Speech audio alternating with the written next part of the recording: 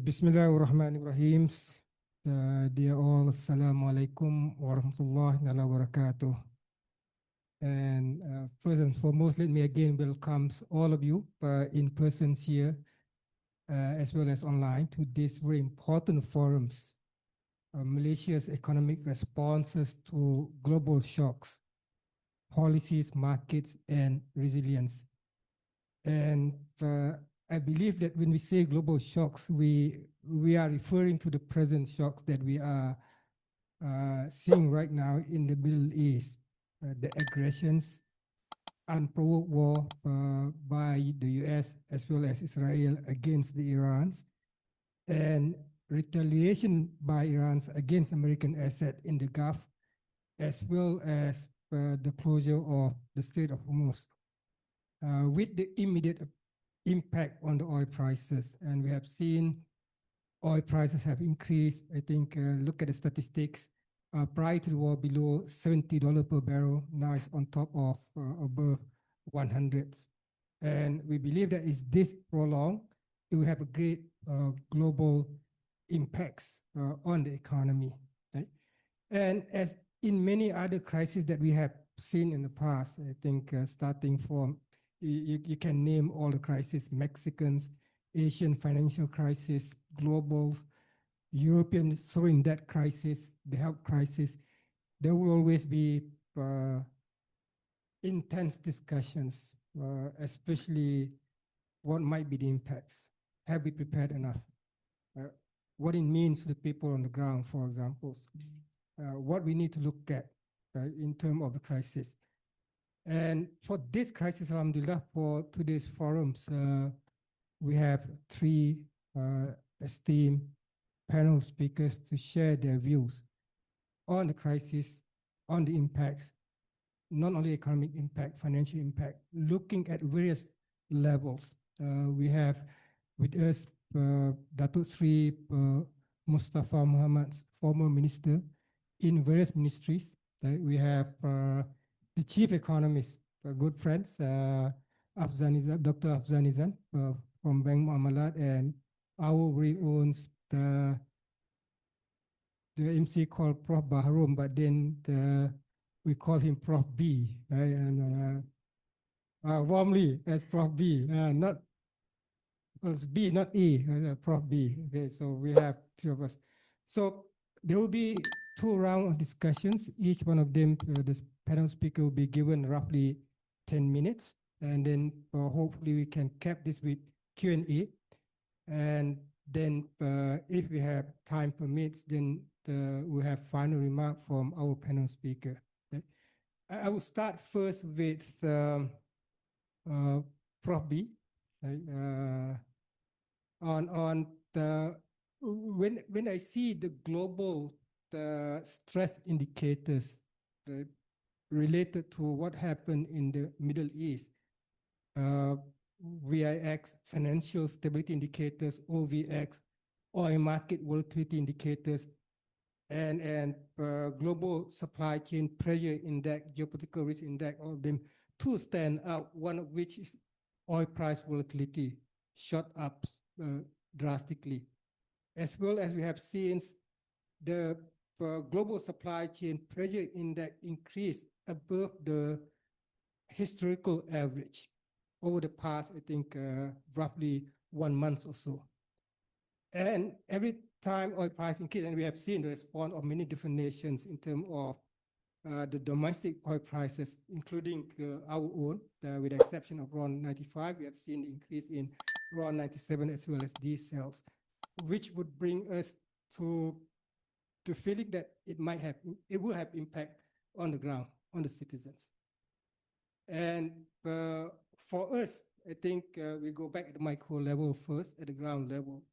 What do you see might be the impacts, and what we have to look at in terms of the implications on this, on the people on the ground, especially we can touch on basically those segments of society at the lower end of income.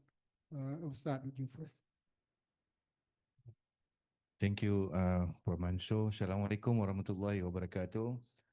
I'm pleased and honored to be on the same stage with respected Dato Sri Mustapa Mohamed, warmly known as Tokpa. Today's the topic is warmly known, and Dr. Afzanizam. I have had the honor of engaging with Tokpa when he was the KPT minister, and trust me, this is a very honest opinion. He's one of the hardest working minister that you would come across. We have a chat just now earlier. But coming back to the topic today, what PMI have mentioned that how it affects the rakyat, the people.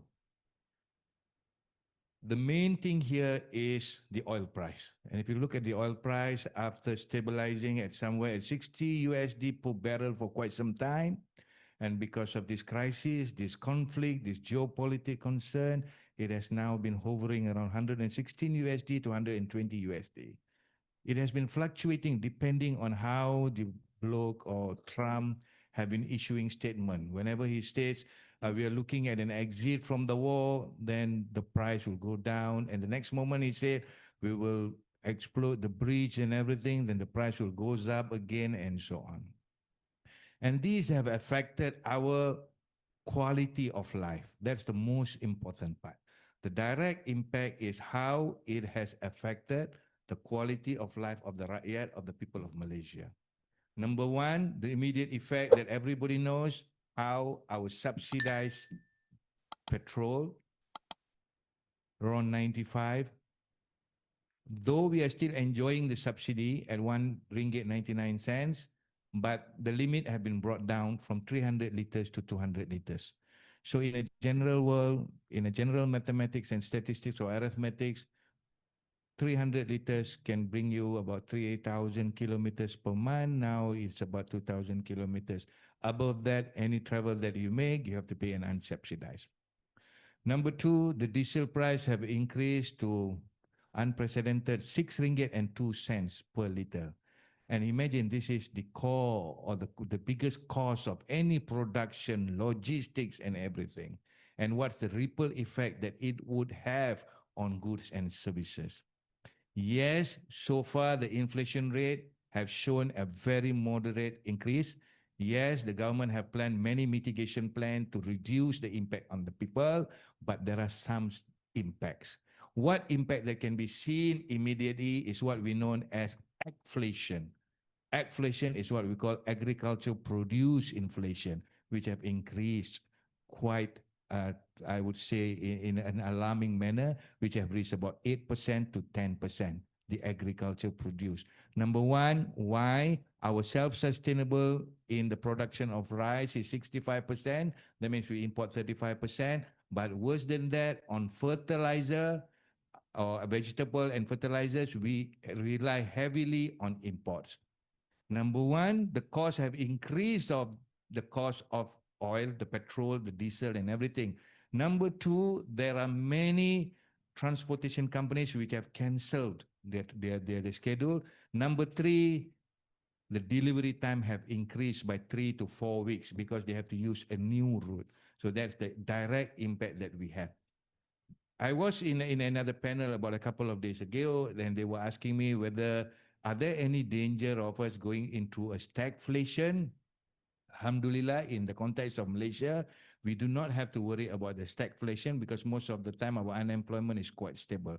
But then again, we have another thing to worry. There's a part which is called an underemployment.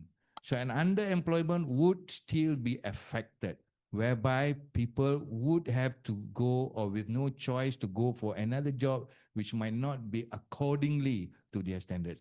Although the unemployment would show a statistic which is more or less full employment, but the range of underemployment will increase, and which is expected to increase from 19% to 27% because of the crisis. That's the second thing. Third, there are possibilities of some of the SMEs which could not absorb this and might close down, and there would be some sort of a new unemployment which will be forced. But again, like I said, in the context of Malaysia, they would be absorbed by the economy, or they could do some other things. So the unemployment ratio would still show a healthy, but the underemployment would be worrying.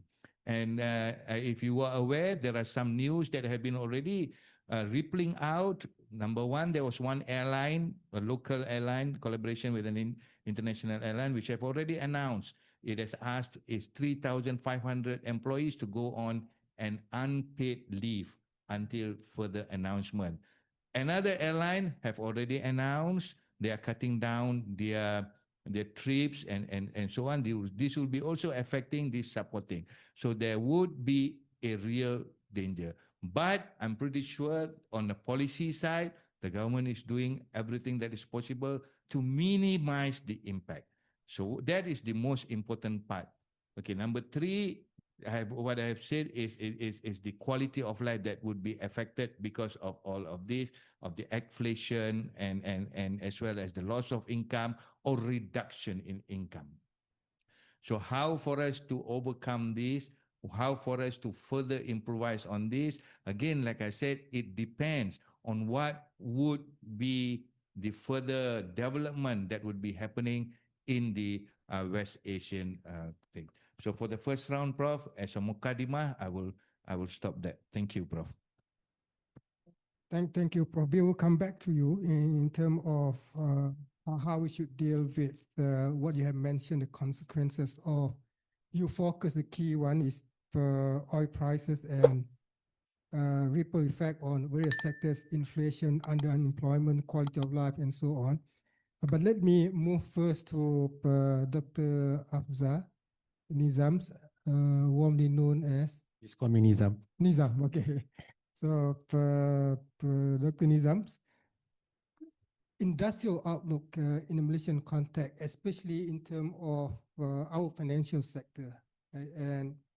And if we look at the recent statistics on Malaysian banking sector, for example, the balance sheet is strong, where the capital ratio is roughly 18% for Islamic bank and 17% plus for conventional bank.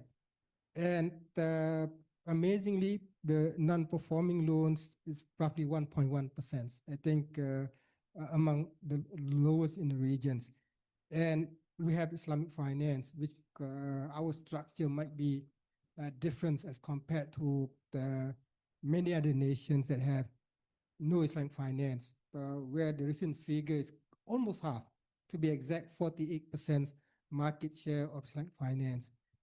And from economic point of view, when we look at the financial market, we tend to believe that financial market can be both the absorber of shocks, right? But at the same time, they can transmit the shocks and make it worse, right? And how do you see in the context of Malaysian financial sector in specific, and if you can touch a little bit on the industries also, which one will be affected more with respect to what we have seen right now, the heightened geopolitical risk blocks? Thank you, Prof. If I can share some of my experience with the Bank Muamalah, even in Bank Islam, when there is economic shocks, the common department or division that will engage with the econs team is actually the risk management department. So they will ask about our forecast for GDP, inflation, what is our outlook on the industries, because that matters for establishing the expected credit loss for the bank. So of course, the risk management team will actually run their numbers and given the scenarios, what will be the impact to the bank. And I think in the recent announcement by Bank Negara, when they announced their annual reports, through their stress test exercise, I think Bank Negara did mention that our financial system remain robust, remain resilient. In fact, the stress conditions, if it is stress beyond the 2008 level, still our banking system are able to withstand those shocks. So in a nutshell, I think I would say because of the Asian financial crisis has led, a lot of reforms in the banking system, has actually resulted in the robustness in our banking financial conditions, be it capital, be it liquidity, and the risk management. So, okay. But I think when it comes to economic shocks, the main issue has always been the access to credit, right? As a credit-based financial institutions, our main worry is the risk of impairment, risk of non-payments. So immediately, the question would be, what will be the immediate sectors that will be impacted by this? As mentioned by Prof. Baharom, logistics sectors, airlines, those are the key sectors lah. Even in our assessments, construction sectors, because these are the sectors that may not enjoy the diesels, and then the byproducts such as bitumen, they need to pay at the market price. What else? But at the same time, we also see some opportunities in other sectors as well, such as the automotive sectors, electric vehicles. Prior to the Iran war, we saw for the first 2 months of this year, the EV sales jumped by 156% growth. Yeah, last year it went up by 105%. So that goes to show that prior to the shocks, the acceptance level among our Malaysian citizens towards EV is very positive. So that would be some silver lining there for the banks.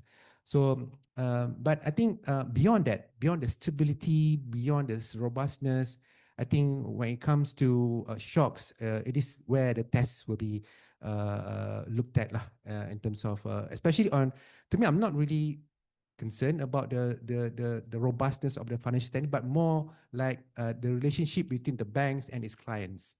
And of course, during bad times, it's going to be very selective in terms of risk appetite statements, risk appetites, and then of course, what it means in terms of credit facilities that has been granted to those clients, especially the credit lines which has not been utilized.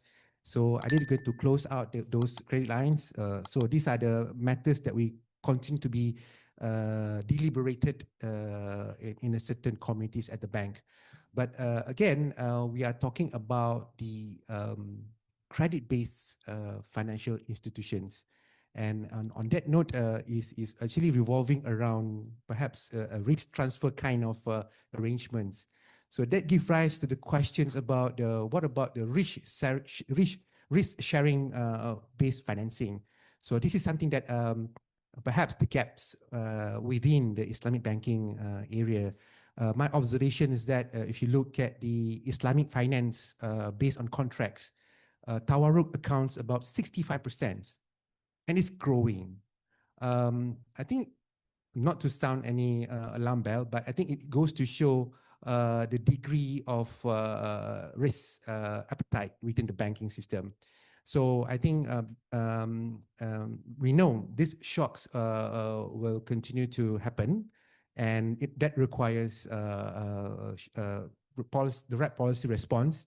I think if you look at during 2009, those were the years where financial guarantee companies were established. SJPP, Syarikat Jaminan Pembiayaan Perniagaan, as a guarantee companies, was established during 2009 during the global financial crisis due to the subprime crisis. So again, the policy response revolving around access to credit, but I think at the moment it really put a very critical question about the risk sharing concept. Where is the direction now? And obviously, we will talk about none other than obviously the talent gap within the banking sphere. When I say talent gap, it's not at the working level. Yes, of course, we need that to address that as well. But what about the C-suite? What about the board member?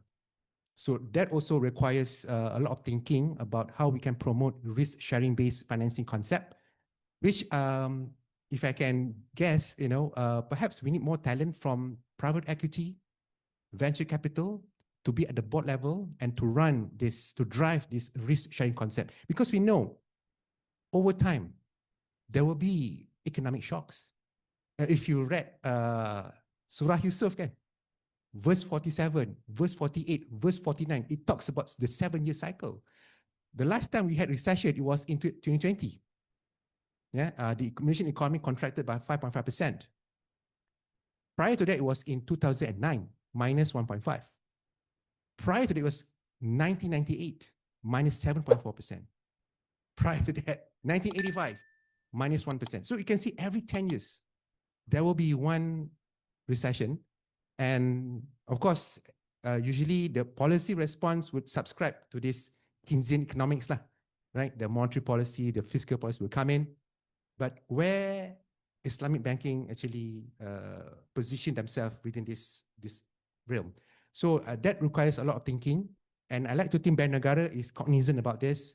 And that's where I think under IFSA 2013, investment account was introduced. But I think more needs to be done on that note. So that's probably my assessments on shocks and how Islamic banking institutions will be positioned within this area. So, Doc, on your view on the impact of shocks on, especially what you have mentioned, the banking sector. Now let me turn to Dato Sri. If we look at the Malaysian economy in general, so I think we have comfort a little bit with the report that has been released by BNM, that we enter 2026 with the word a position of strength. And we have four factors that have been highlighted in terms of our strengths. One, the diversified growth drivers. And second, balance sheet strength of the households as well as of the private sector. And the third, the resilience financial sector that we have. And the fourth one, we used to have macro policy space, monetary and fiscal policies. So those are the factors that has been mentioned that make us to be very comfort to navigate against the type of this crisis. But then at the same time, we also have some concerns, especially what has been raised by Prof. Baharom in terms of the oil price and subsidies and so on, right? Where if we look at in terms of subsidies, it can go based on the assessments and report by the age, for example, have increased from below 1 billion to roughly 4 billion per month. 4 billion per month. And our deficits, the target for this year, 3.5%. But then if this oil price above 100 drag on, then the deficit can be 100 basis points above 3.5% off, right? And in the context of household debt, for example, 84%, one of the highest in the regions. When you look at the public debt, 65%, that not and expected to increase toward the 70%. So in that context, Dato Sri, how do you see the outlook for 2026 for Malaysia? And then at the same time, would appreciate if you can give your view on the global outlook, because I think that Malaysian outlook is tied closely to global outlook for a very simple fact: we are a trading nation, highly open. Dato Sri, your view, please. Bismillahirrahmanirrahim. Assalamualaikum warahmatullahi wabarakatuh. Terima kasih, Prof. PMI. It's a pleasure to be here once again. Thank you for having me. A pleasure to be on the same stage as Prof. B and Dr. Nizam. Yeah? Sometimes I call him Dr. Afzal, Dr. Nizam. But anyway, two issues. But before that, let me begin by way of introduction. I'm retired, 3 years outside of government. So, you know, the caveat is I'm not in the loop, you know, not in the system. There are many things that we don't know, of course. I'm now a private citizen, so whatever I know is based on my reading, my interaction with colleagues. So that's point. Point number two, I happen to be old enough to have gone through a few crises, yeah? And in some senses, I was a member of the team. I was in the Economic Council. 2 terms I was a member, and 2 terms I was in charge of the National Economic Council. The first big crisis was the East Asian financial crisis, 97, 98. Yeah? I was then in finance, yeah, and it was tough. Dana Moda, Dana Harta, we recapped the banks. Banks were in big trouble. Properties, a lot of unsold properties. So this not, I mean, crisis mentioned by, we have cycles, 10 years, 7 years, and we've gone through these cycles. And next was global GFC in 2008. I was then in trade, very much involved as well. And the last crisis, of course, was COVID. Yeah? COVID, as the minister in charge of the economy, I was part of the team, and I was under me was also the National Economic Action Council.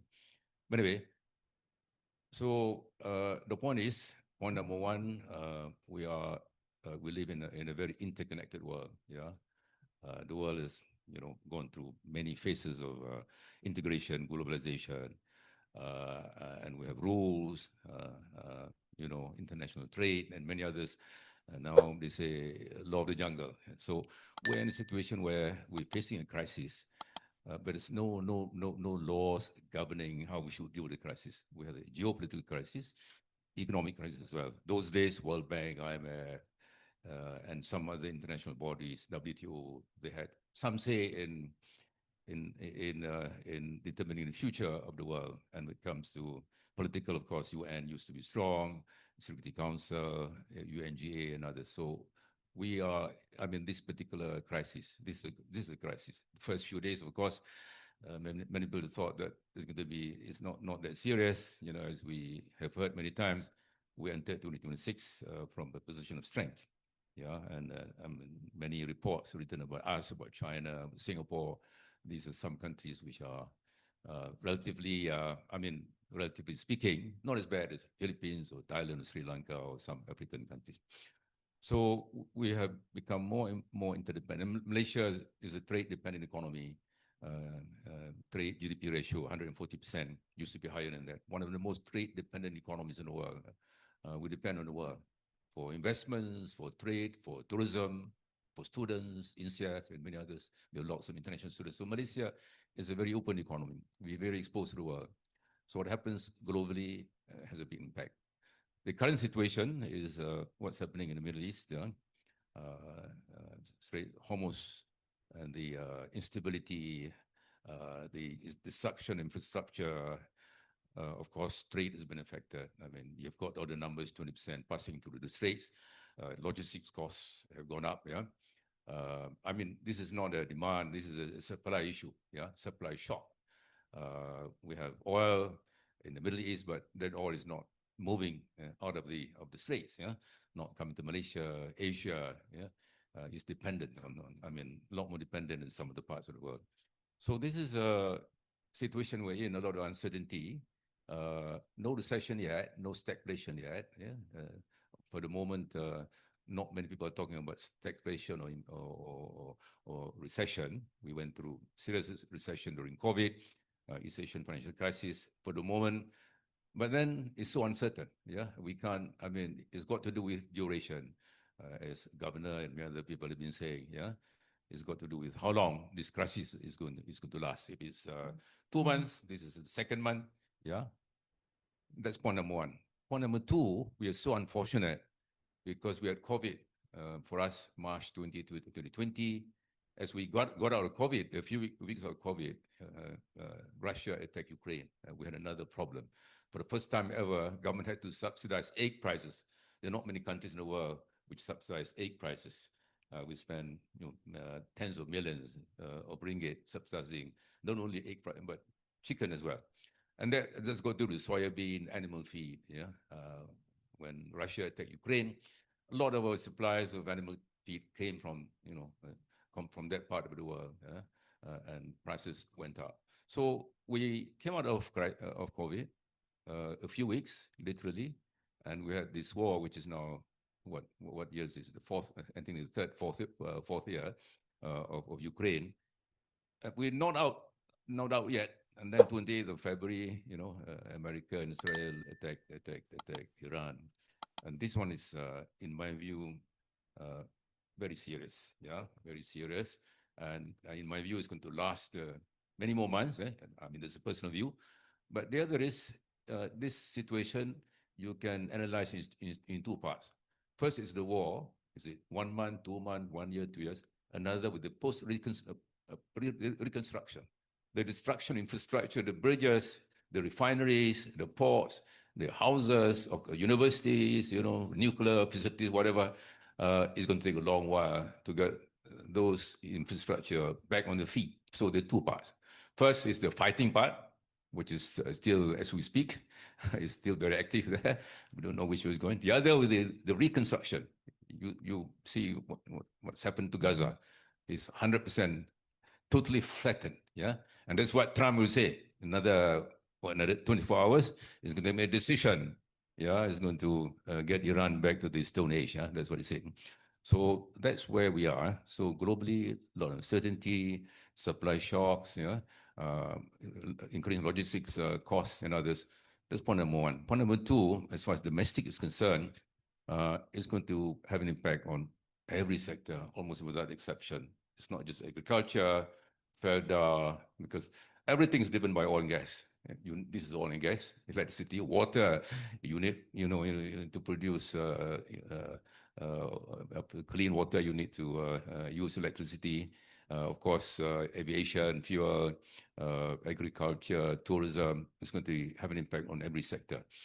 So for the moment, yes, we entered 2026 from a position of strength, which is, this is only 10 days old.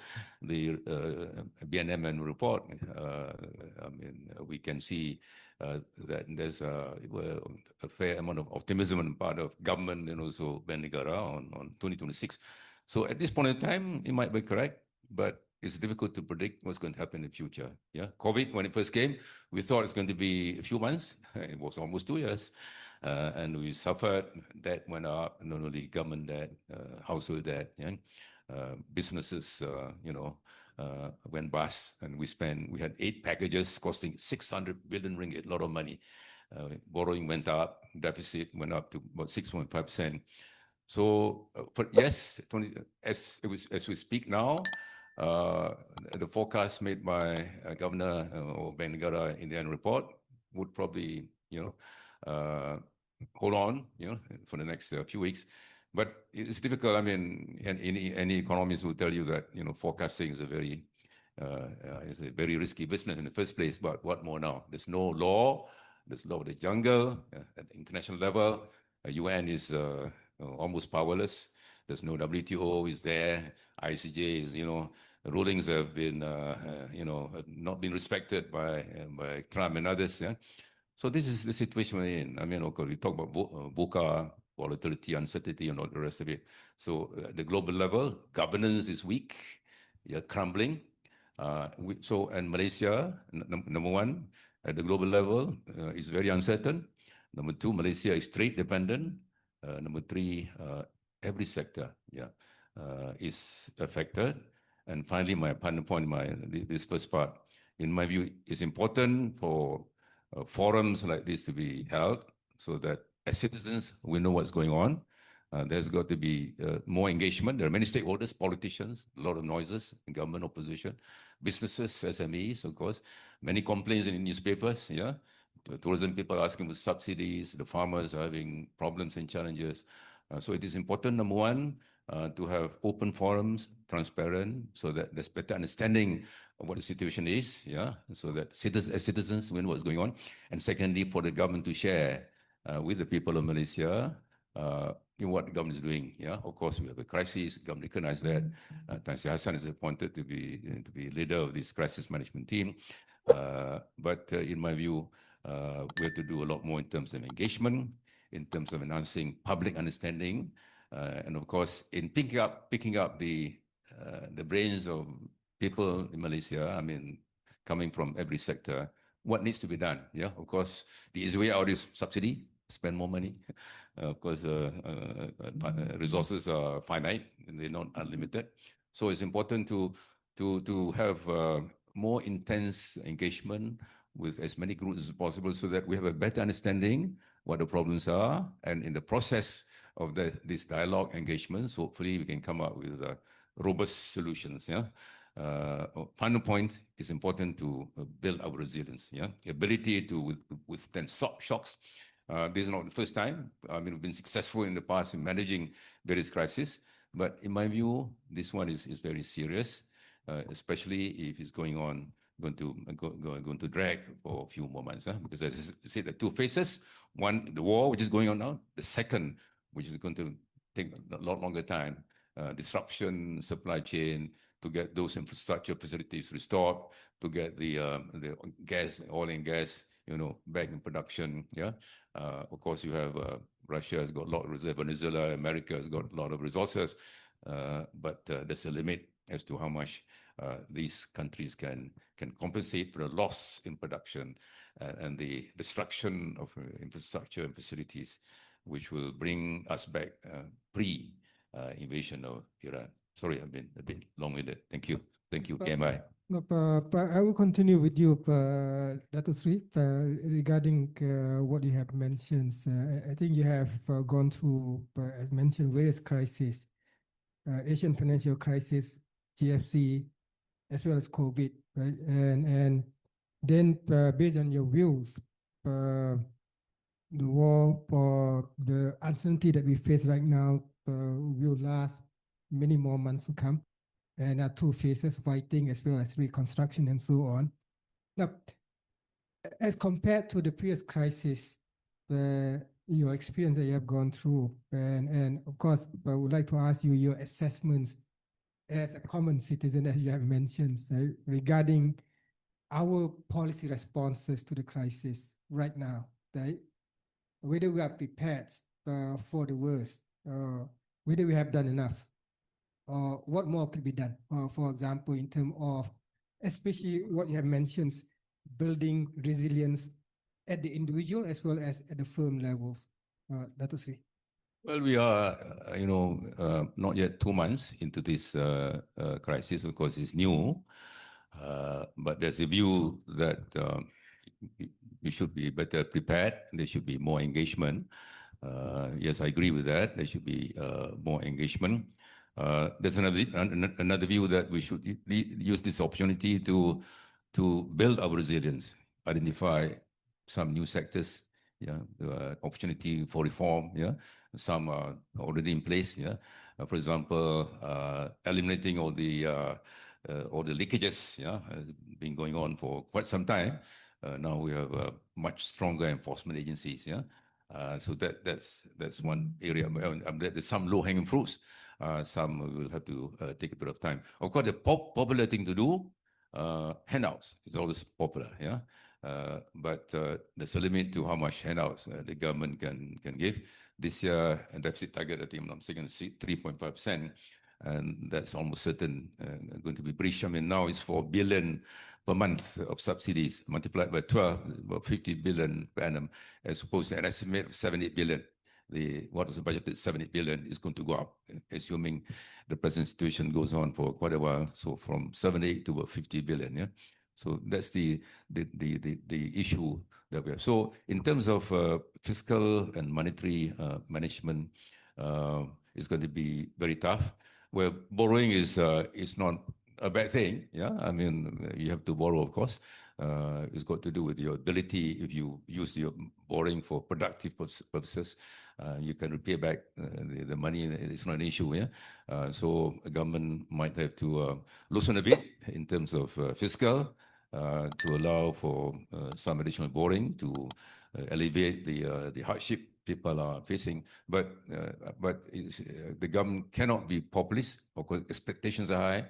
I was in another forum this morning.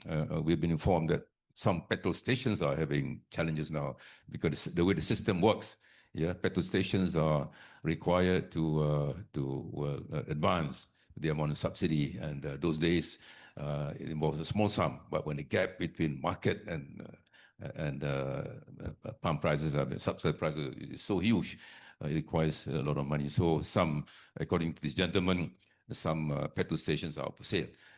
So people in tourism, they're asking for subsidies. A lot of people use diesel. Sabah Sarawak, of course, a lot more than here. But the fact is, diesel is a must, not only for for farmers, harvesting of oil palm fruits, for example, everything needs diesel. So the government cannot be populist, of course. Firstly, you cannot afford that. But the other is this is an opportunity to enhance the resilience. Yeah, plugging the leakages. Yeah, strengthening the enforcement agencies. Yeah, and opportunity to have relook our report to enhance our resilience, and certainly to have a big cushion. Yeah, social protection it has always been a big issue. COVID, this came out. Yeah? People, people with young children, single mothers, lots of problem with not much savings in EPF and other places. So as a country, we need to have a big cushion. That will be reserves. Reserves will be international reserves, forex, and other will be government reserves. So in the longer term, we need to build up our fiscal position. Unfortunately, we've been saddled with a deficit since 97, 98, a long time. We've been trying to strengthen the government's fiscal situation. It's very unfortunate. As we are about to strengthen our fiscal position, we have a crisis now. It is the Iranian situation. So in the medium to longer term, what needs to be done is to enhance your resilience. Yeah, one is to strengthen the fiscal position.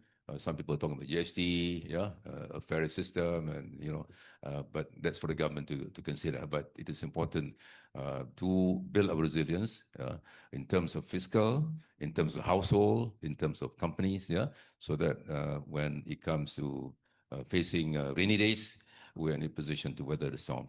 Thank you. Let me build on what has been recommended in terms of taking this crisis as opportunity to build resilience.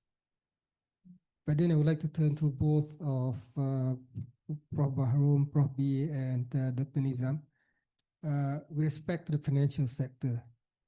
And we know Prof. B is passionate about Islamic social finance, and Dr. Nizam coming from quote unquote corporate finance, Islamic finance, right? So what are the roles of Islamic social finance? What are the role of corporate finance in terms of building resilience moving forwards? Let me start with Prof. B first, and then finally give you to Dr. Nizam. Thank you, Prof. Mansor. Okay, first of all, like I said, the crisis have directly impacted the quality of life of the people, and as Dato Sri have pointed out, the most vulnerable and fragile, that they are the most affected here. And another thing that we should be cautious of is oil price is closely related to petrol dollar, and petrol dollar and oil price are closely related to gold price. And as we know, gold price, the benchmarking of gold price is the nisab that have been used for cutoff point for zakat. So in this context here, first of all, it has a direct impact on collection of zakat. Collection of zakat here is, there might be obsolete, whatever the nisab that have been used. The current practice is what they use is the average of gold price of the previous year, which is now standing at 85 grams of gold, which is about 38,000 ringgit, plus minus 38,000 ringgit, which might be a bit obsolete this year. And whatever budget that this Islamic social finance or zakat institution have come up with forecasted, is now might be time for them to relook at it, because they cannot be going out to the recipients and saying that, I'm sorry, half year we have lost out on whatever collection that we have. They can't do that. So here comes what needs to be done. And what's more, INCEIF being a premier institution, and what like Dato Sri have said, apart from us coming up with these kind of dialogues and talks and forums, this is the time for us to show on the applied research, what can we do to help the policymakers? How can we do? How can we come up with the elasticity? If there's a change in the gold price, what would be the change in the zakat collection forecasted? What would be the extra impact on zakat distribution, at least on the Islamic social finance context? And we do have experts on Islamic social finance. Apart from that, we have Islamic banking. What would be the impact on non-performing finance and so on? We also have experts in Islamic capital market. What would be the impact on on that. So I leave it to those experts. But coming back to the Islamic social finance, apart from the direct impact of this gold price on nisab, on zakat distribution, zakat collection, remember there's also an impact on the quality of life because of the inflation, agflation that I have talked previously. Now, the most fragile and vulnerable group is this poor or hardcore poverty, or the fukara and masakin, now is worse off. Is the amount that had been prescribed before 500 ringgit, 600 ringgit, 700 ringgit, whatever amount that we have been giving them is still enough? Or would we need to come up with a new amount here? Two, would there be a new addition to these people who were not in the poverty before, but now because of the crisis have now become poor? Worse off, what about those poor people and now have been pushed to the hardcore poor? So these are the things that we need to relook. These are the things that we need to come together and help each other in mitigating the impact. Like I said, with a due respect to what kind of research, what kind of engagement that we are doing, we should be on the forefront of coming up with these kind of engaging forums, dialogues, research, policy papers, policy suggestion, and we have to be very nimble. We cannot be waiting until the year end or to forecast and so on.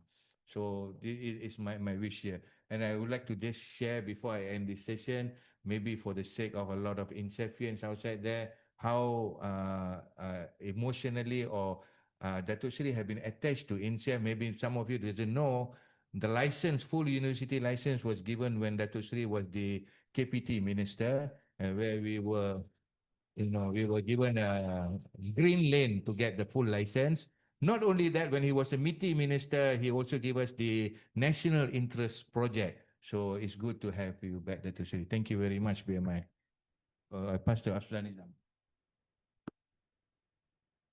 Okay, I think we've heard Dr. did mention about subsidies, and we talk about the possibility that the government may have to incur more allocation for that. The way I say it, this is where I think the market economics really play an important and significant role in determining the resource allocation decisions. If you look at the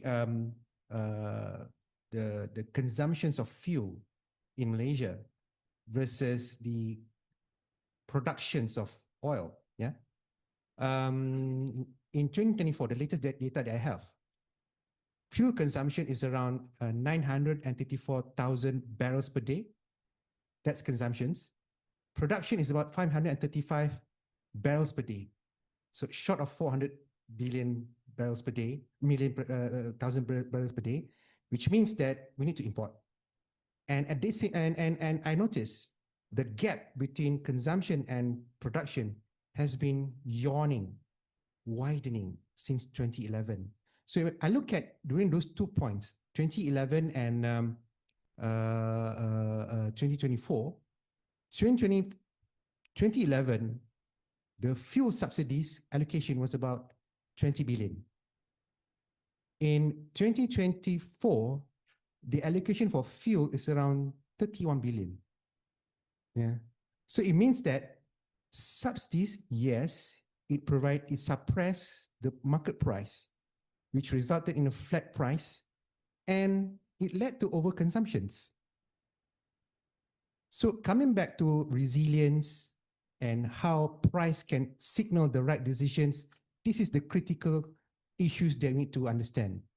And we need to convey this message to the masses that reforms, economic reforms, among other things, involve fiscal consolidation. It's very critical because we want to ensure that the next round of shocks, we are ready to withstand the shocks with all these allocations. But now the subsidies has been ongoing for quite a number of years already, and this actually resulted in a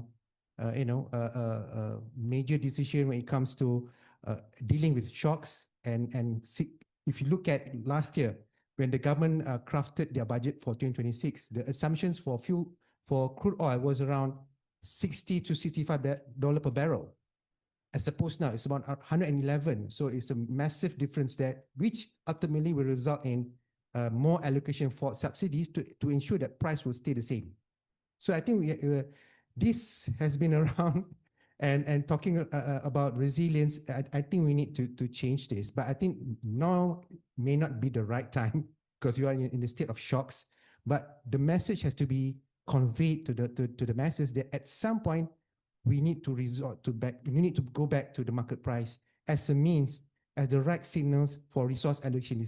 Otherwise, it will continue to be this way, and we will not inculcate the right behavior. Yeah, I think with the right price signal, then it will inculcate the right behavior, such as, you know, for oil and gas, for instance, they might want to shift to different industries, maybe to look at a different mineral products for their portfolios, and for the masses, perhaps they will look for fuel efficient or even renewable energy as their source of energy mix. So that, I think, the right price signal that we aspire for. But for now, this is the situation, and I think the message has to go out, and that at some point, ideally, we go back to the markets as the main signals for resource allocation. Yeah, thank you.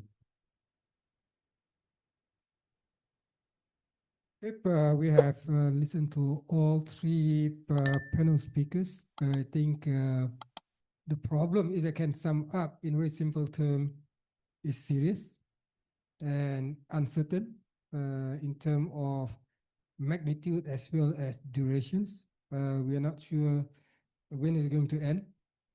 And the key word to Malaysia, of course, trading nation and oil price. I think if I can read more in terms of how serious the problem would be, with the oil price above 100, Malaysia stand to gain 14 billion per year, 14 billion. But then it eat up by subsidies of 33 billion per year. So in fact, with high oil price, sometimes people doesn't understand why we are not benefiting from high oil price. We are oil producer. But yes, we benefit 14 billion, but then subsidies 33 billion. More than doubles the gain that we have from the increase in oil price. So let me open up for Q&A. We have Prof. Turali. Anyone else in here? From the online sessions, I think they can type, right? Yeah, they can type online sessions. We have Prof. Turali. I think, Prof, give to you first before we wait for someone else.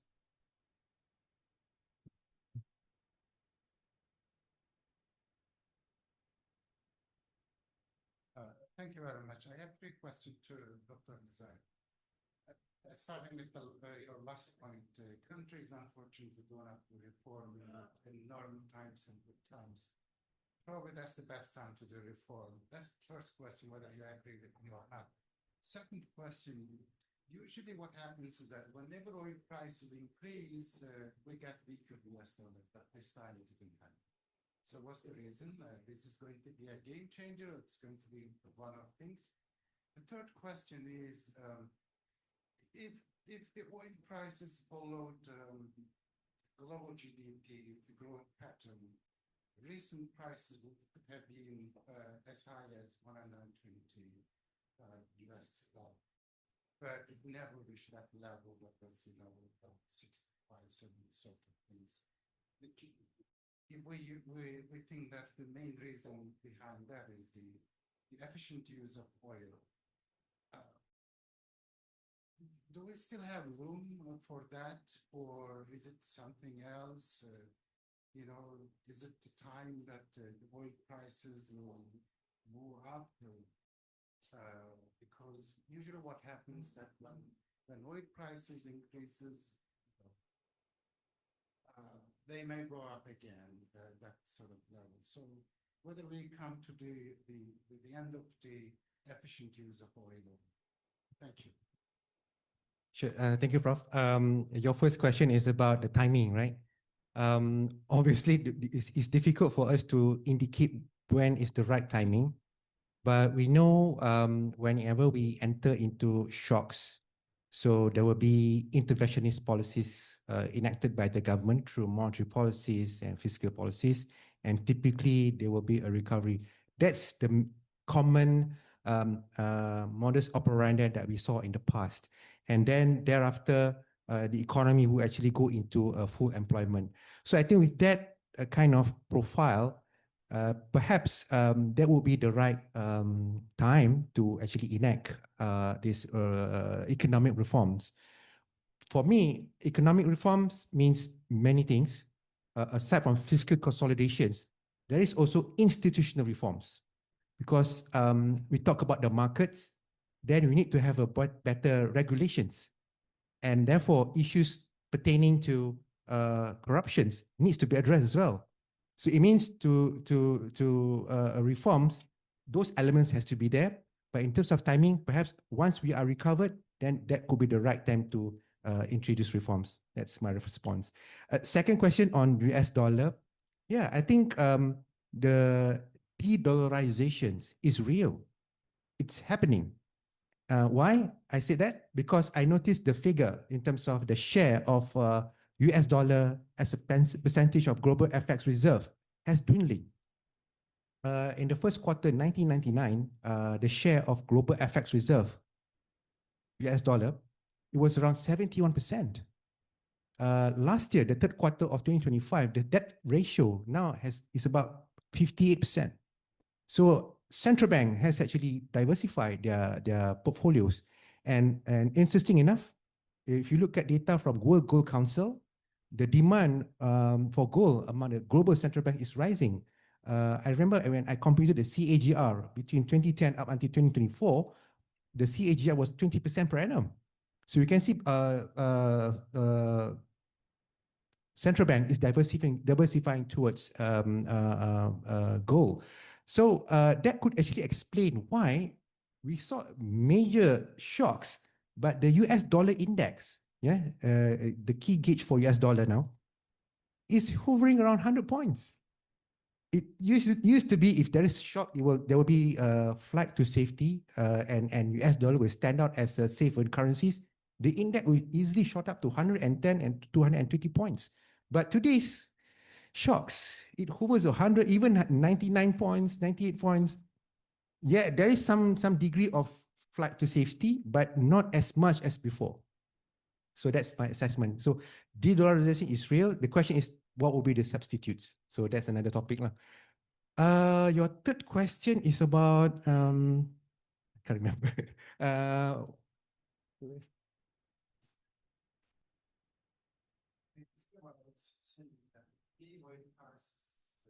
The efficiencies. Okay, all right, cool. Yeah, actually, when the oil prices tanked in 2014, that was a real moment for the oil and gas sector.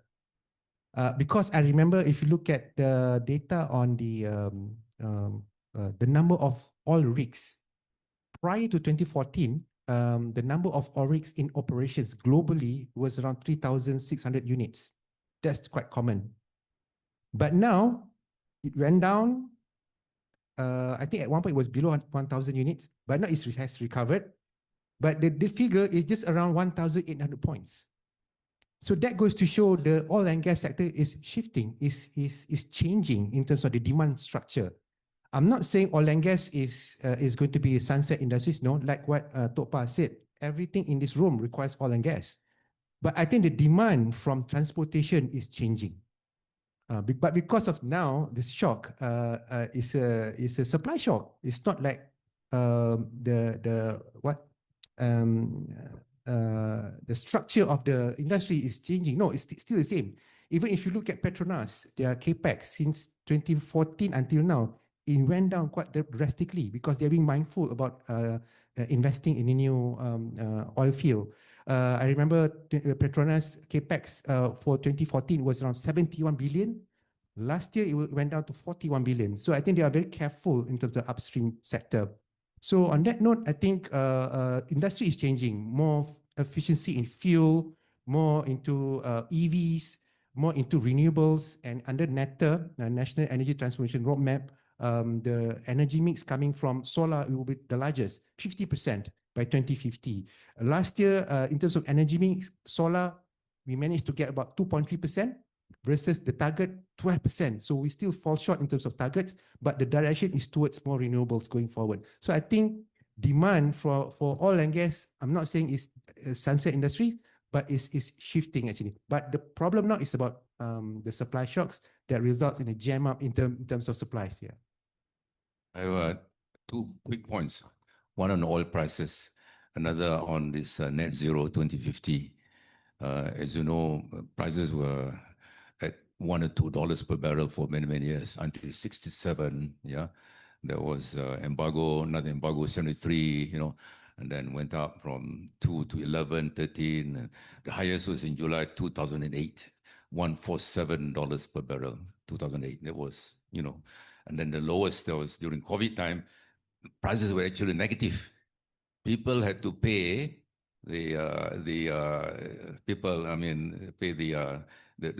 those who keep oil. What do you call that? But anyway, it was subsidized. Negative price was negative. So the point is very volatile. Now it's 111, whatever in the last few hours. Yeah, budget was 60, 65. Benegara, I think, in the latest report came up with another higher figure, taking into account the constitution. But oil prices are a major determinant. Yeah, although oil is supposed to be phased out, but the fact is, major determinant in inflation, food prices, still a very important factor. Yeah, so that's oil. Very volatile. Was $2 for a long, long time until the embargo. It went to 11, 30, 147 in 2008. Now it's about 110.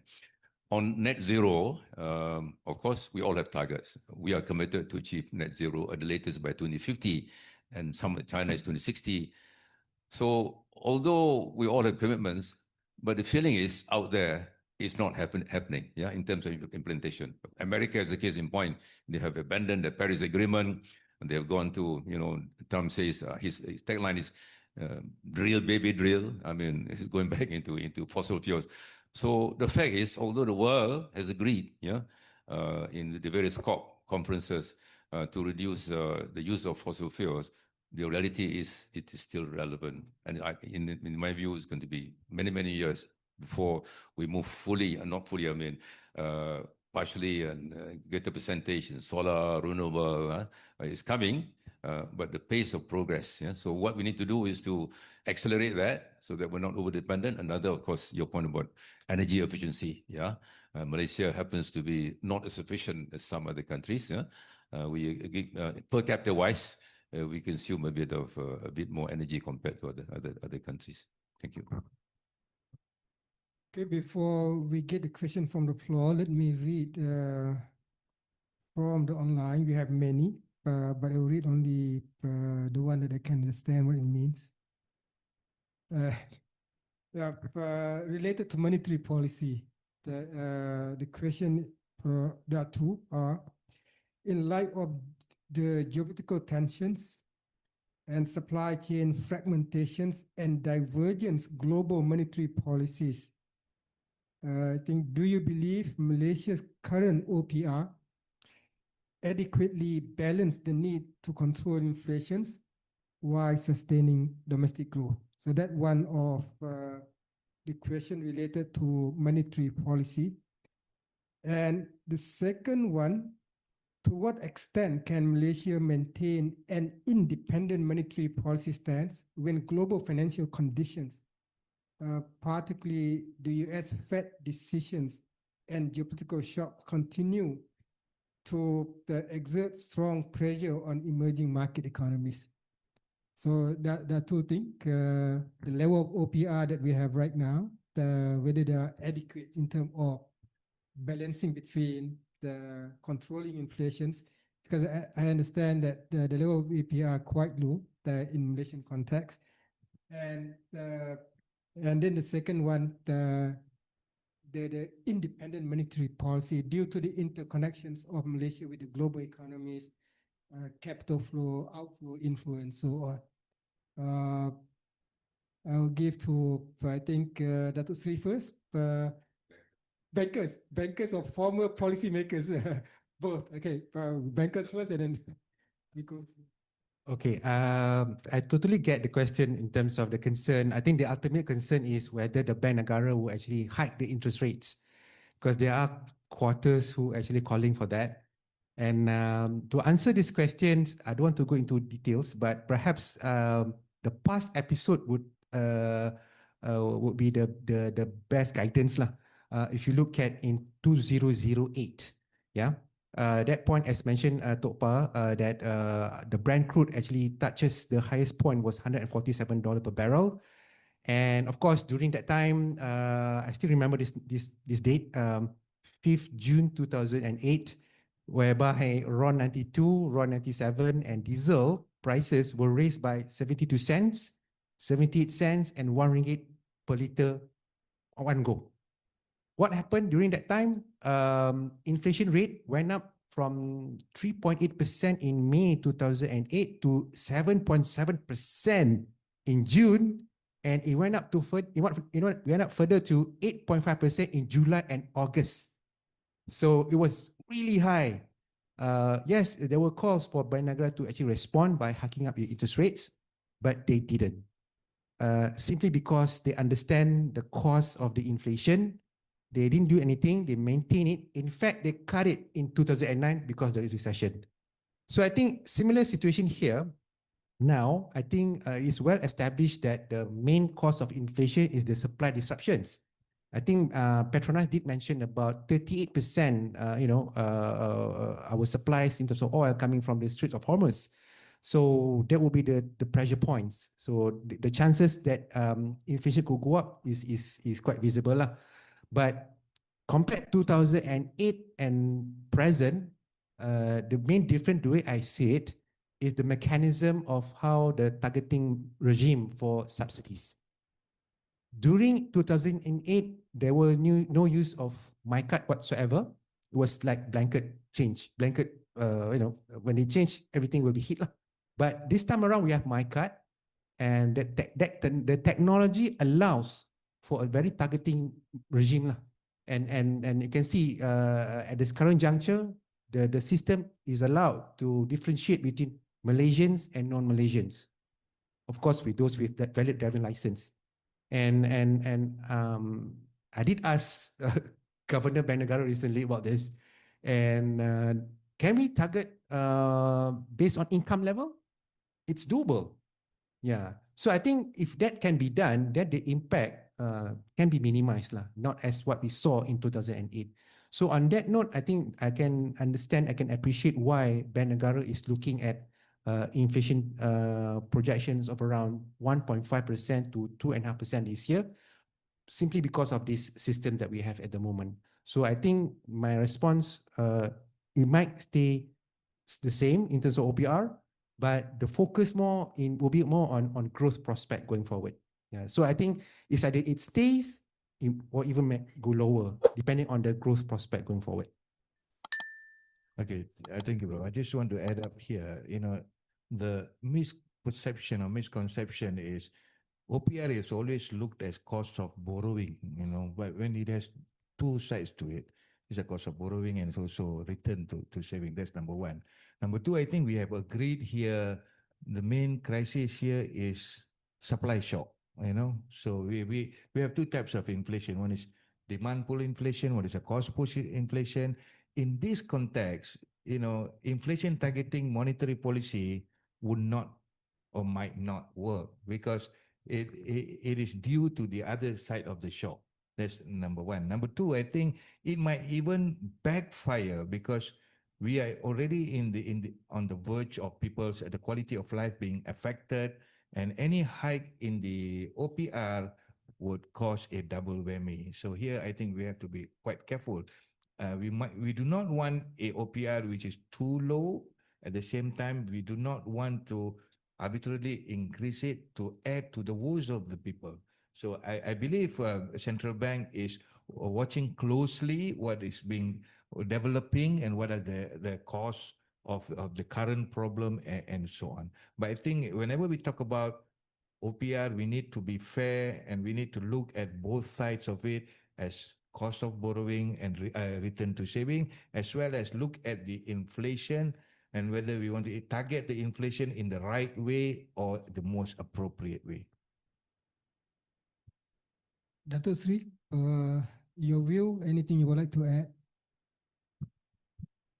Nothing further to add. We have the Monetary Policy Committee, which meets according to some prescribed dates. I'm sure they'll be taking all these things into account, returns to savings, cost of business, supply shocks, demand. Yeah. So we leave this to the wisdom of the members of the Monetary Policy Committee. Thank you.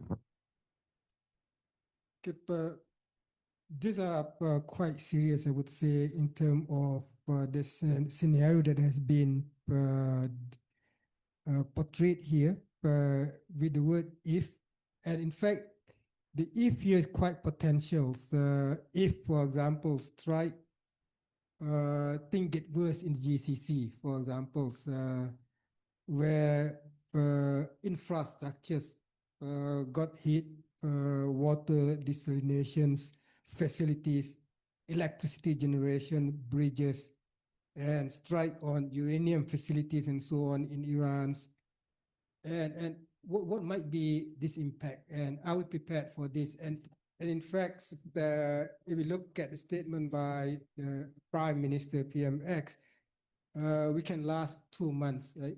And the concern, do we need to wait for 2 months before we do anything related to the potential risk in the GCC related to infrastructure and so on? I think your view. Two quick comments. Firstly, another 20, the D day or the D time is going to be 24 hours, about 24 hours. Panel speakers, I think the problem is, I can sum up in very simple term, is serious and uncertain in terms of magnitude as well as durations. We are not sure when it's going to end.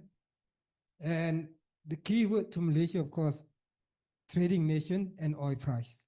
I think if I can read more in terms of how serious the problem would be, with the oil price above 100, Malaysia stand to gain 14 billion per year, 14 billion. But then it eat up by subsidies of 33 billion per year. So in fact, with high oil price, sometimes people doesn't understand why we are not benefiting from high oil price. We are oil producer. But yes, we benefit 14 billion, but then subsidies 33 billion. More than doubles the gain that we have from the increase in oil price. So let me open up for Q&A. We have Prof. Turali.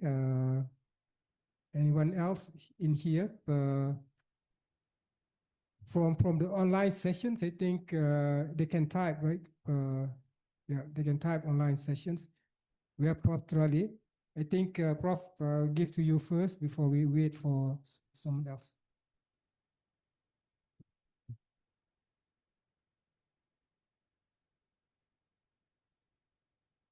Thank you very much. I have 3 questions to Dr. Nizam.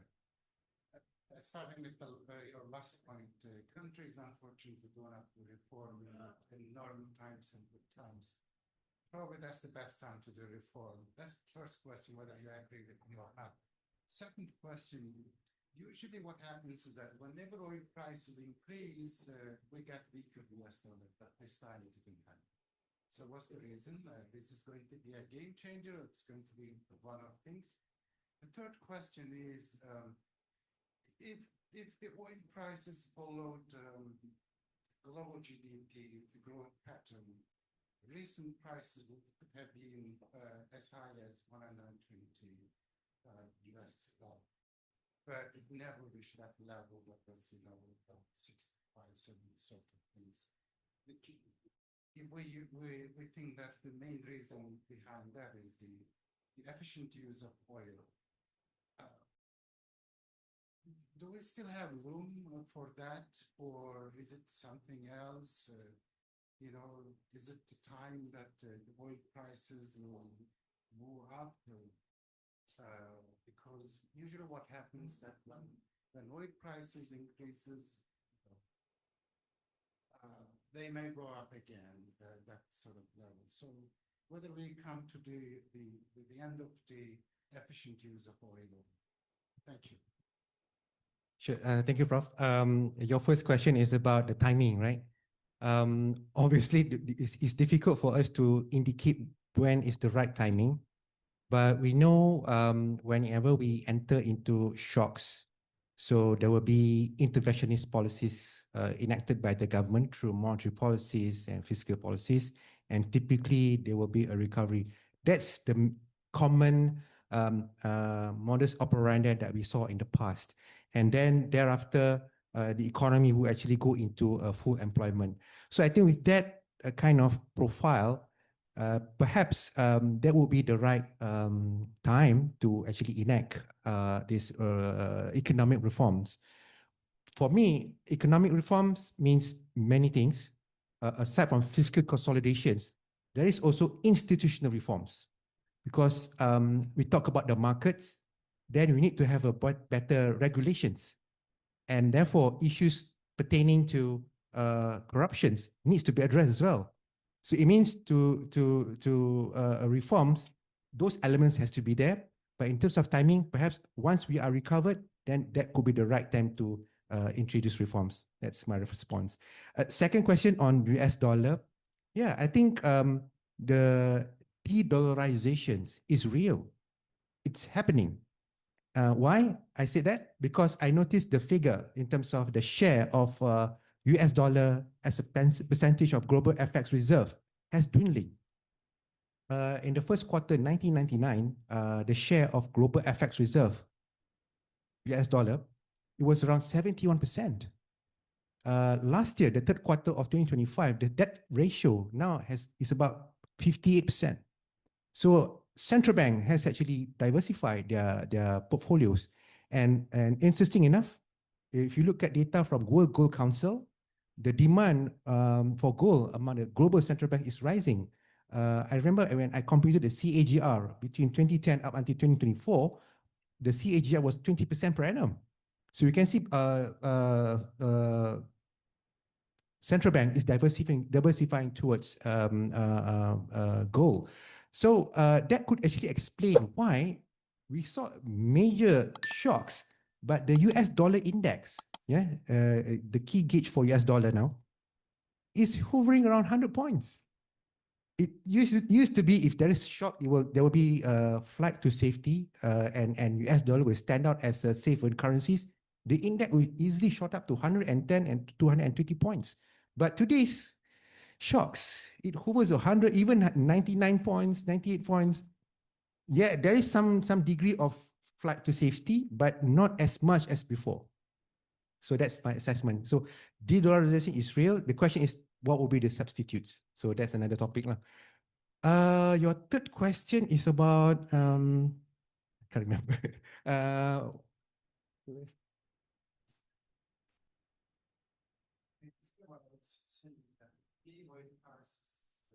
The efficiencies. Okay, all right, cool.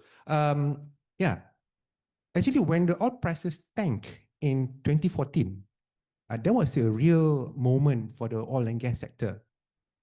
Because I remember, if you look at the data on the number of oil rigs prior to 2014, the number of oil rigs in operations globally was around 3,600 units. That's quite common. But now it went down. I think at one point it was below 1,000 units, but now it has recovered. But the figure is just around 1,800 points. So that goes to show the oil and gas sector is shifting, is changing in terms of the demand structure. I'm not saying oil and gas is going to be a sunset industries. No, like what Tokpa said, everything in this room requires oil and gas. But I think the demand from transportation is changing. But because of now, this shock is a supply shock. It's not like the structure of the industry is changing. No, it's still the same.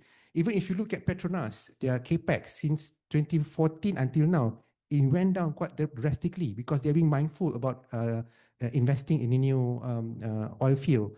I remember Petronas capex for 2014 was around 71 billion. Last year, it went down to 41 billion. So I think they are very careful in terms of the upstream sector. So on that note, I think industry is changing, more efficiency in fuel, more into EVs, more into renewables, and under NETA, National Energy Transformation Roadmap, the energy mix coming from solar will be the largest, 50% by 2050. Last year, in terms of energy mix, solar, we managed to get about 2.3% versus the target 12%. So we still fall short in terms of targets, but the direction is towards more renewables going forward. So I think demand for oil and gas, I'm not saying it's sunset industry, but it's shifting actually. But the problem now is about the supply shocks that results in a jam up in terms of supplies. Yeah. I have two quick points. One on oil prices, another on this net zero 2050. As you know, prices were at $1 or $2 per barrel for many, many years until 67. Yeah, there was embargo, another embargo 73. And then went up from 2 to 11, 13. The highest was in July 2008, $147 per barrel. 2008. That was, and then the lowest that was during COVID time. Prices were actually negative. People had to pay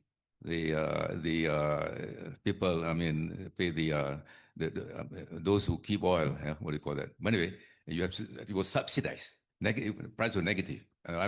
So the point is very volatile. Now it's 111, whatever in the last few hours. Yeah, budget was 60, 65. Benegara, I think, in the latest report came up with another higher figure, taking into account the constitution. But oil prices are a major determinant.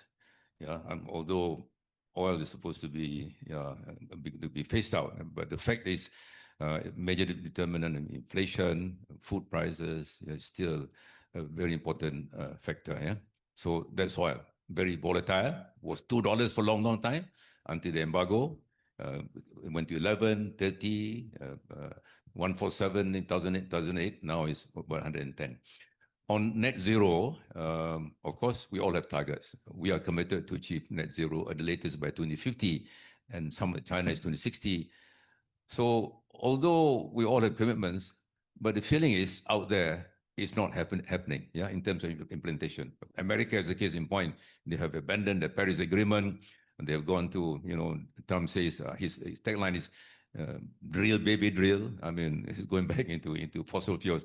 So the fact is, although the world has agreed, in the various COP conferences to reduce the use of fossil fuels, the reality is it is still relevant. And in my view, it's going to be many, many years before we move fully, and not fully, partially and greater percentage in solar, renewable is coming.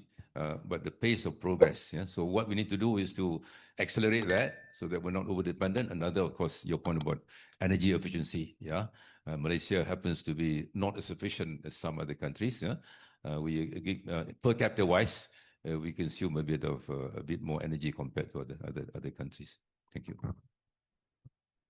Okay, before we get the question from the floor, let me read from the online. We have many. But I will read only the one that I can understand what it means. Related to monetary policy, the question, there are two.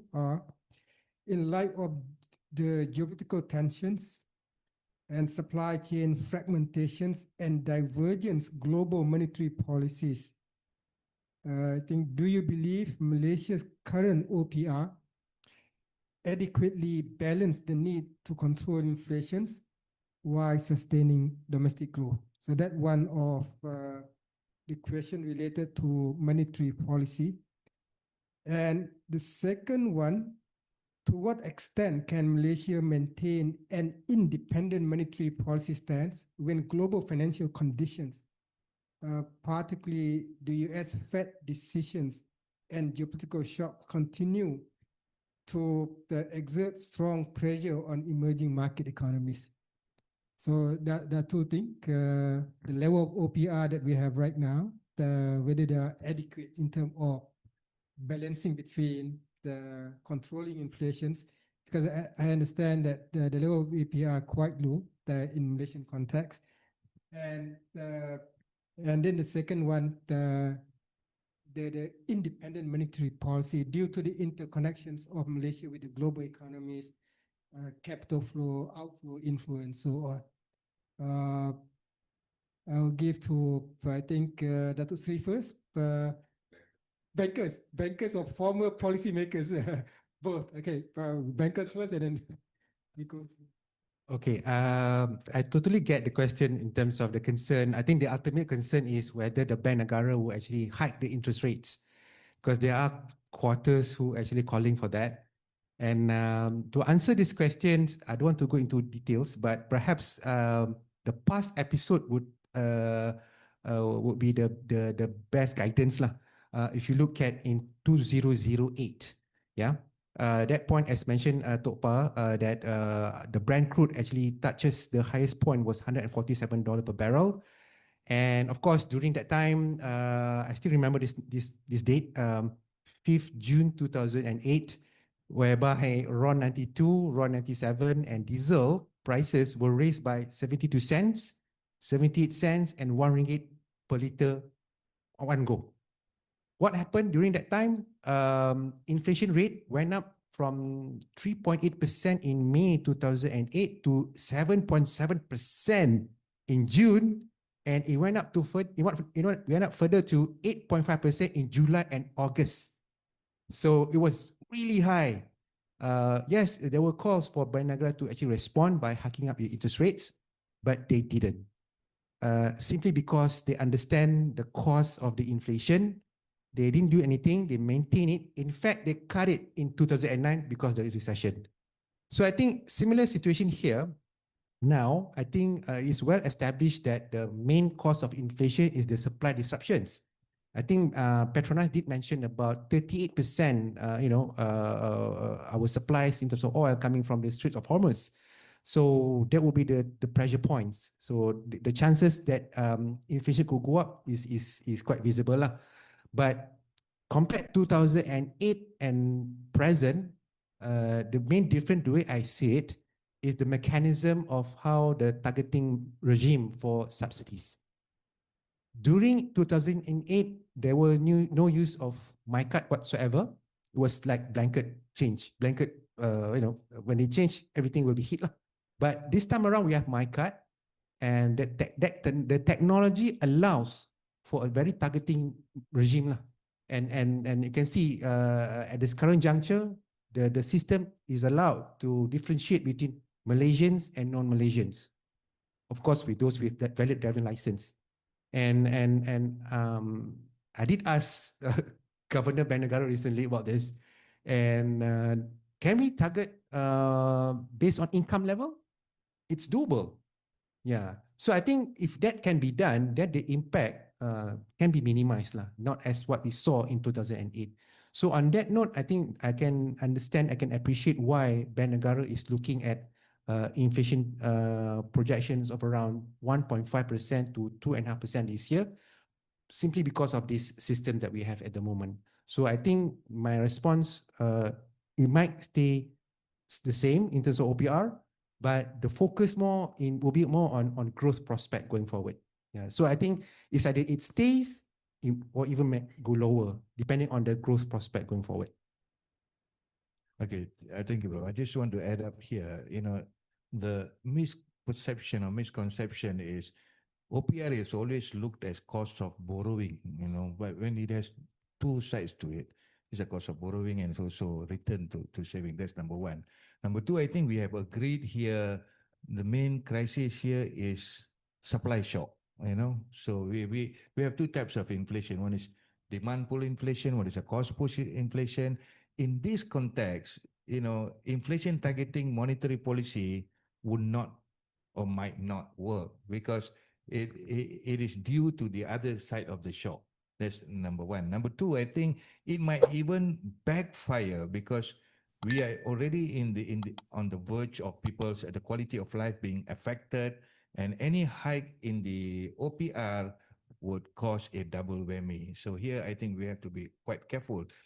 We do not want a OPR which is too low At the same time, we do not want to arbitrarily increase it to add to the woes of the people.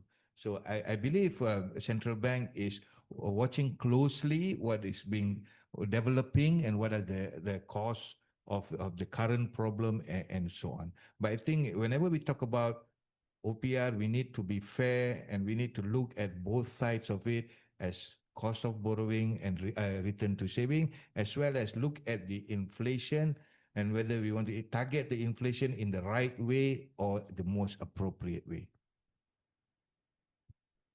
Dato Sri, your view, anything you would like to add? Nothing further to add. We have the Monetary Policy Committee, which meets according to some prescribed dates. I'm sure they'll be taking all these things into account. Returns to savings, cost of business, supply shocks, demand. Yeah. So we leave this to the wisdom of the members of the Monetary Policy Committee. Thank you. Okay, these are quite serious, I would say, in terms of this scenario that has been portrayed here with the word if. And in fact, the if here is quite potential. If, for example, strike, things get worse in the GCC, for example, where infrastructures got hit, water desalinations, facilities, electricity generation, bridges, and strike on uranium facilities and so on in Iran. And what might be this impact? And are we prepared for this? And in fact, if we look at the statement by the Prime Minister PMX, we can last 2 months, right? And the concern, do we need to wait for 2 months before we do anything related to the potential risk in the GCC related to infrastructure and so on? I think your view. Two quick comments. Firstly, another the D day or the D time is going to be 24 hours, about 24 hours from now. That's the threat issued by President Trump. So according to that threat, if Iran does not budge in terms of opening the Strait of Hormuz, then he will destroy, literally every infrastructure in Iran, universities, refineries, bridges. But anyway, in quick response to your question, it'll be very catastrophic, and I'm talking about human suffering. I mean, Iran is 90 million people. More than 100,000 homes have been demolished. 5 million or so, have got no homes now. Iran is 90. So there's an estimate which was made about 2 weeks ago, 45 million people, which is half of Iran, will be without basic facilities, water, electricity, food, of course. So that's a big number. Sudan is about 20 million. Gaza is about 1 and 2 million. Lebanon, 1 and 2 million. This is 45 million. So it is a catastrophe of the worst, human catastrophe. So that's why there's a need for the international community to wake up, and do something tangible and effective to avoid this very serious situation. So I'm looking more from that point of view. What was the other one? The other was, something.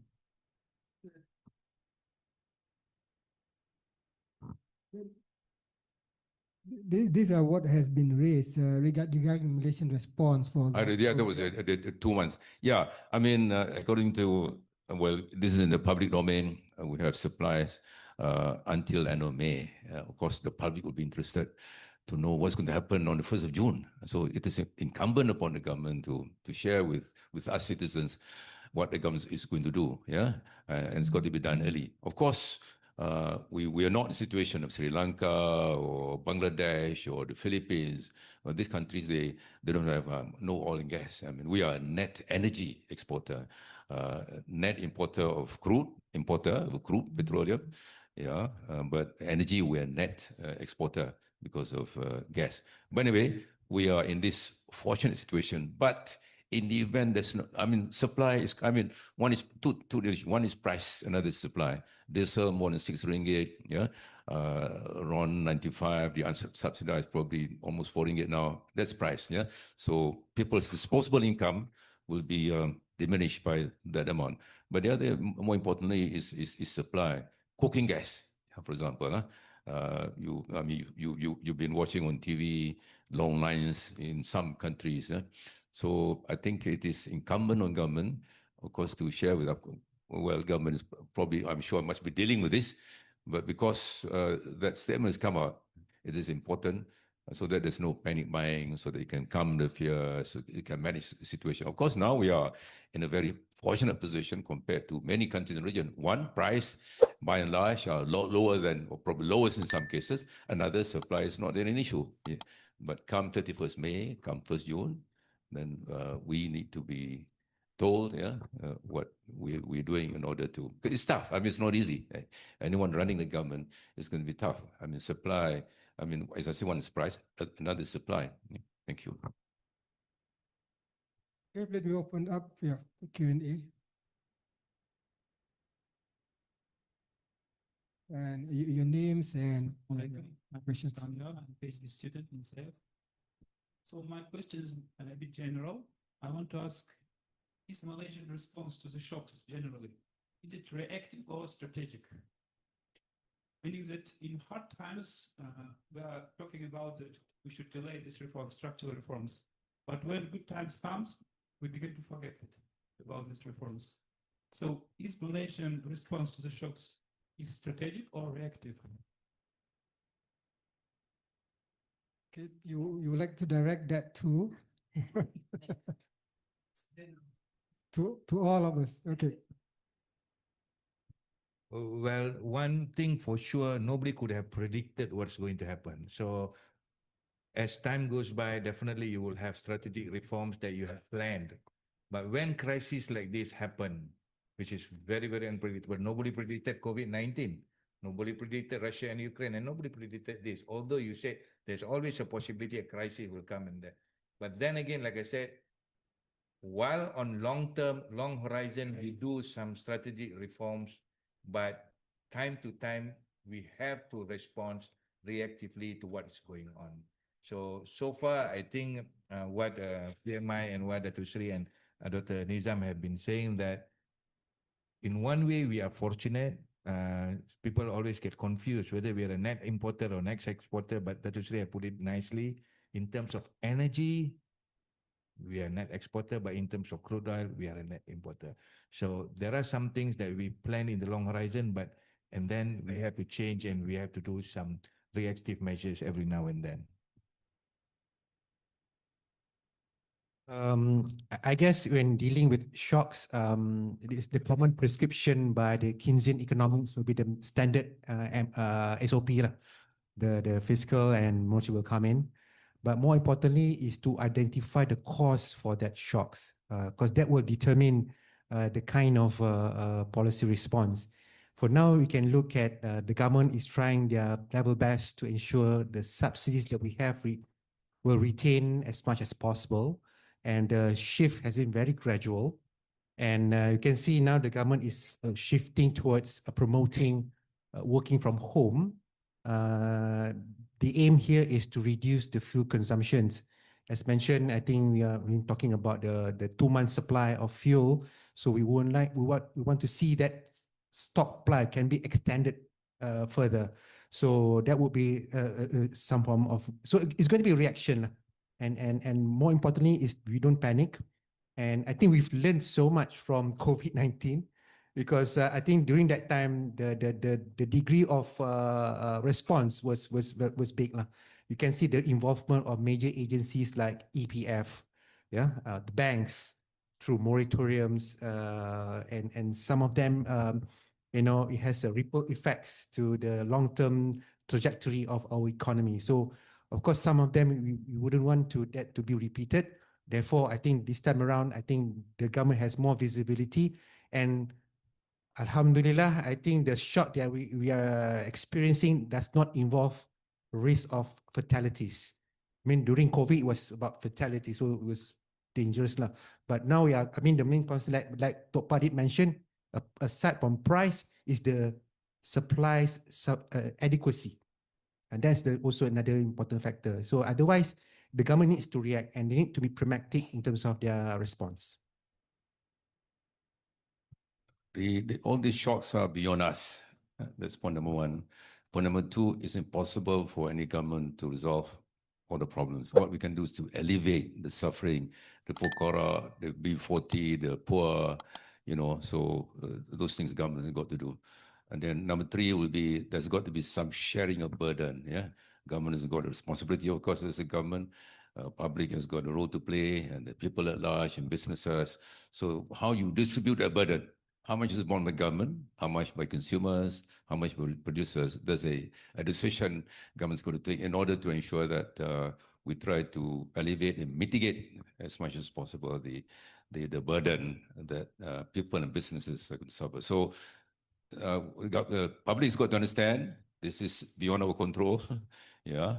And number two, resources are not unlimited, finite. Therefore, it's sharing a burden.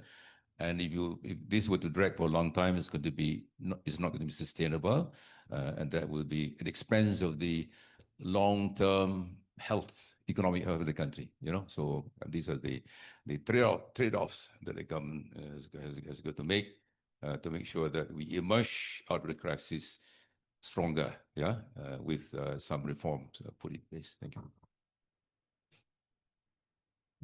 Dr. Nizams.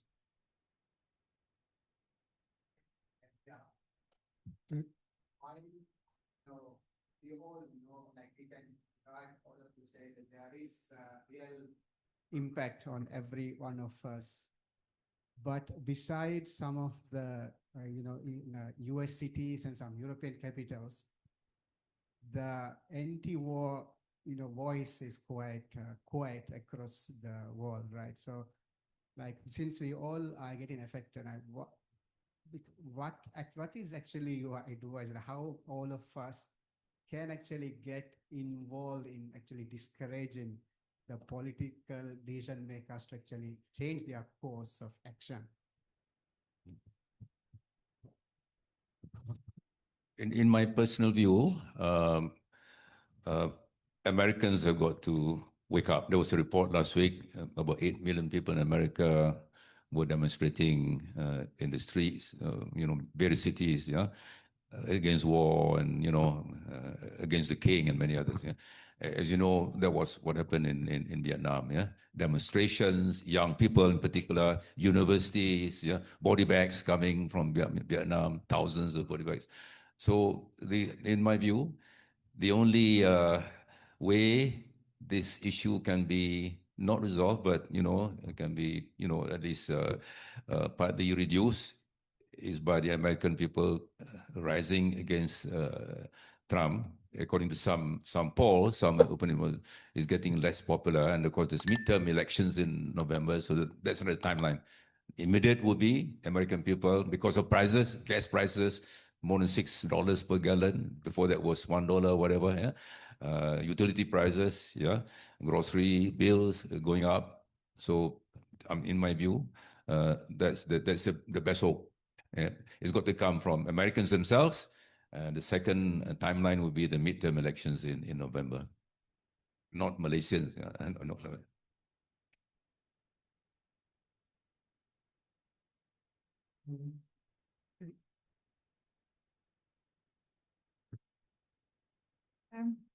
That's it.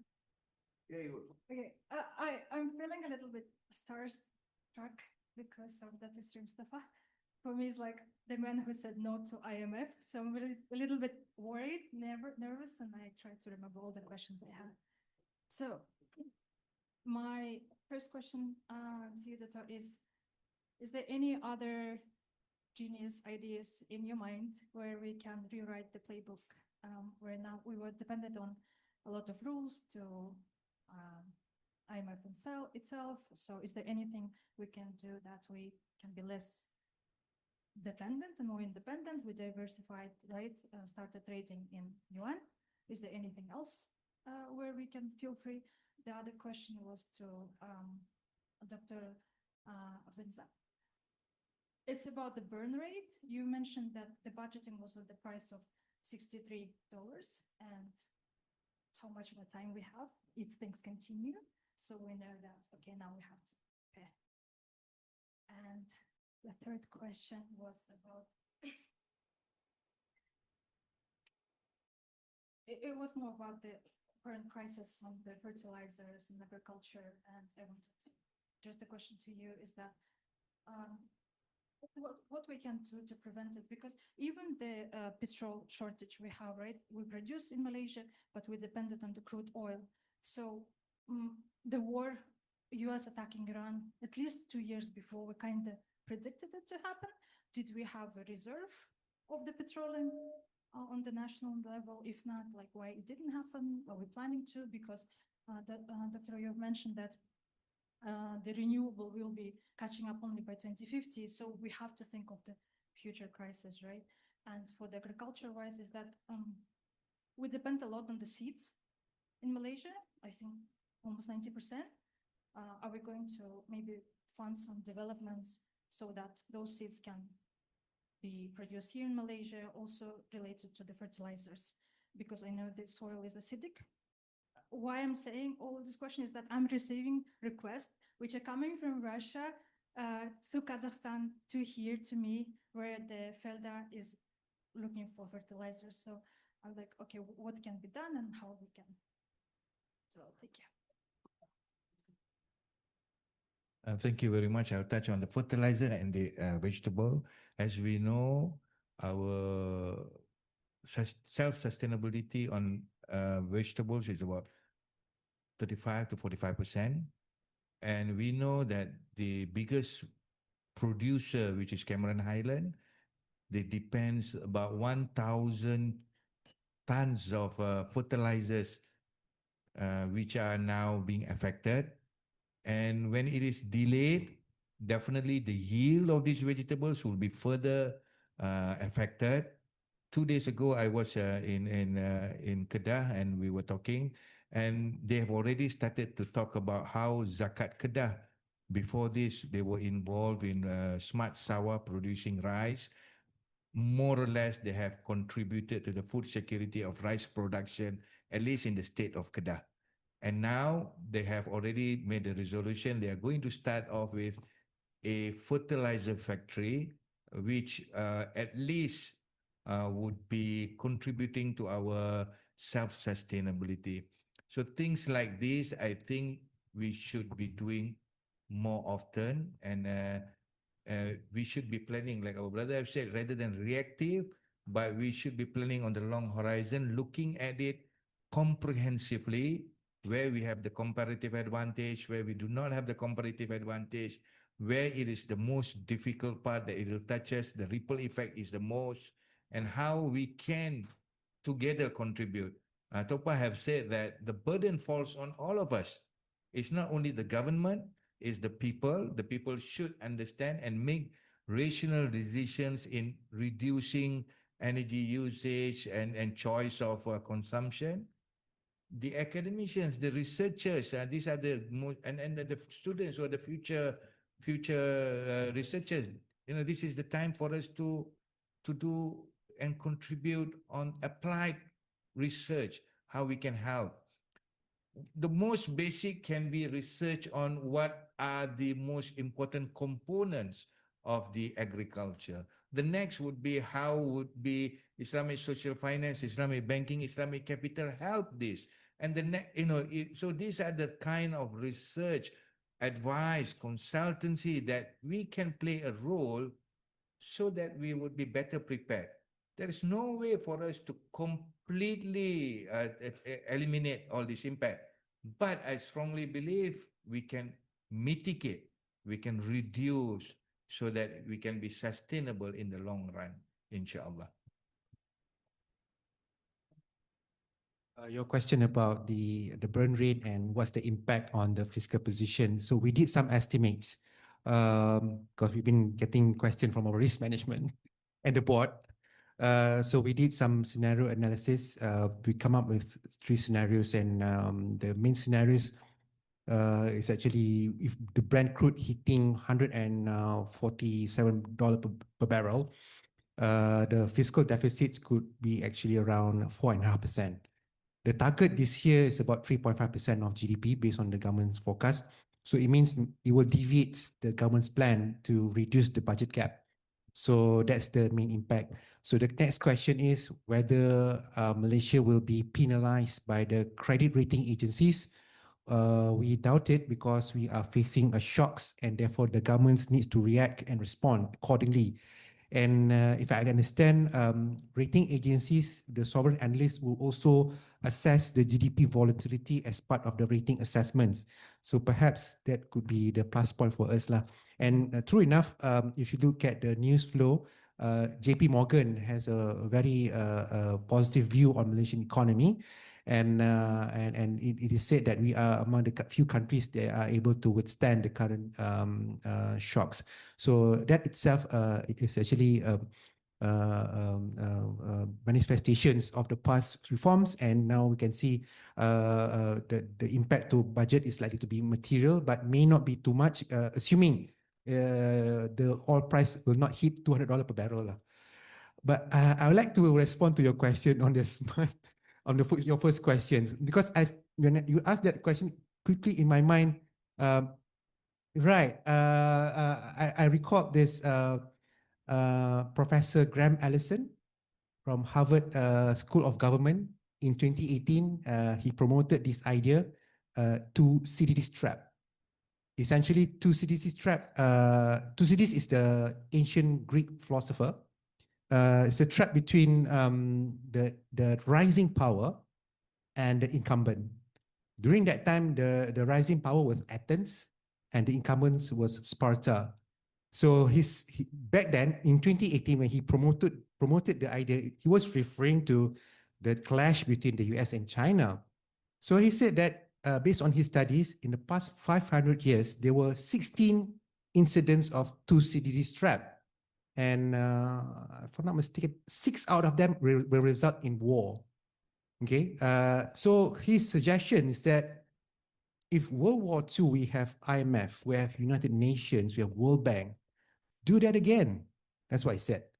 So, meaning resort to diplomacy, if I can understand it correctly. That's what he tried to say in his message. So what we're having now is not diplomacy. It's hostile. It's very massive hostilities. So if we don't go into that route, then forever we'll be like this, you know. So therefore, I think among the reasons why people are saying now we are going into multipolar world, BRICS.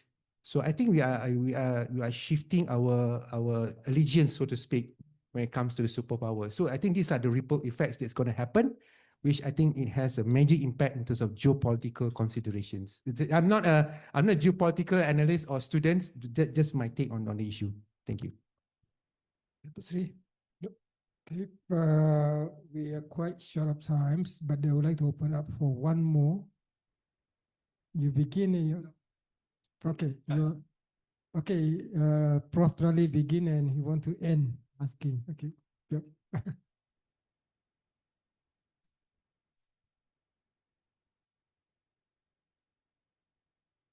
Mr. Mohamed, thank you very much.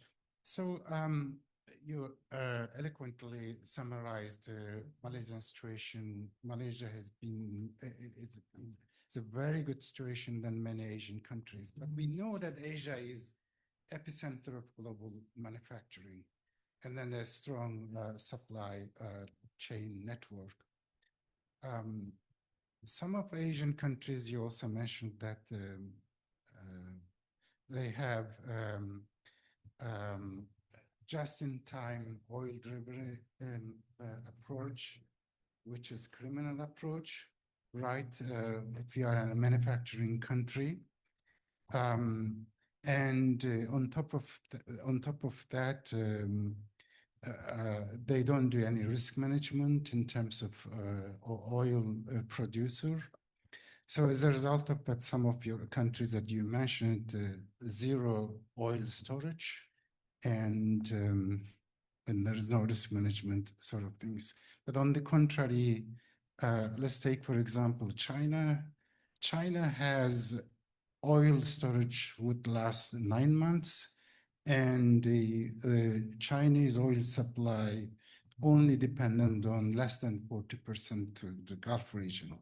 So going forward, what I'm asking is that what Malaysia can do, in which platforms Malaysia can use, so that to come up some sort of standards in terms of oil storage and the risk management sort of things. For example, we have International Energy Agency. They have certain standard when it comes to oil storage, how long it should last, sort of things.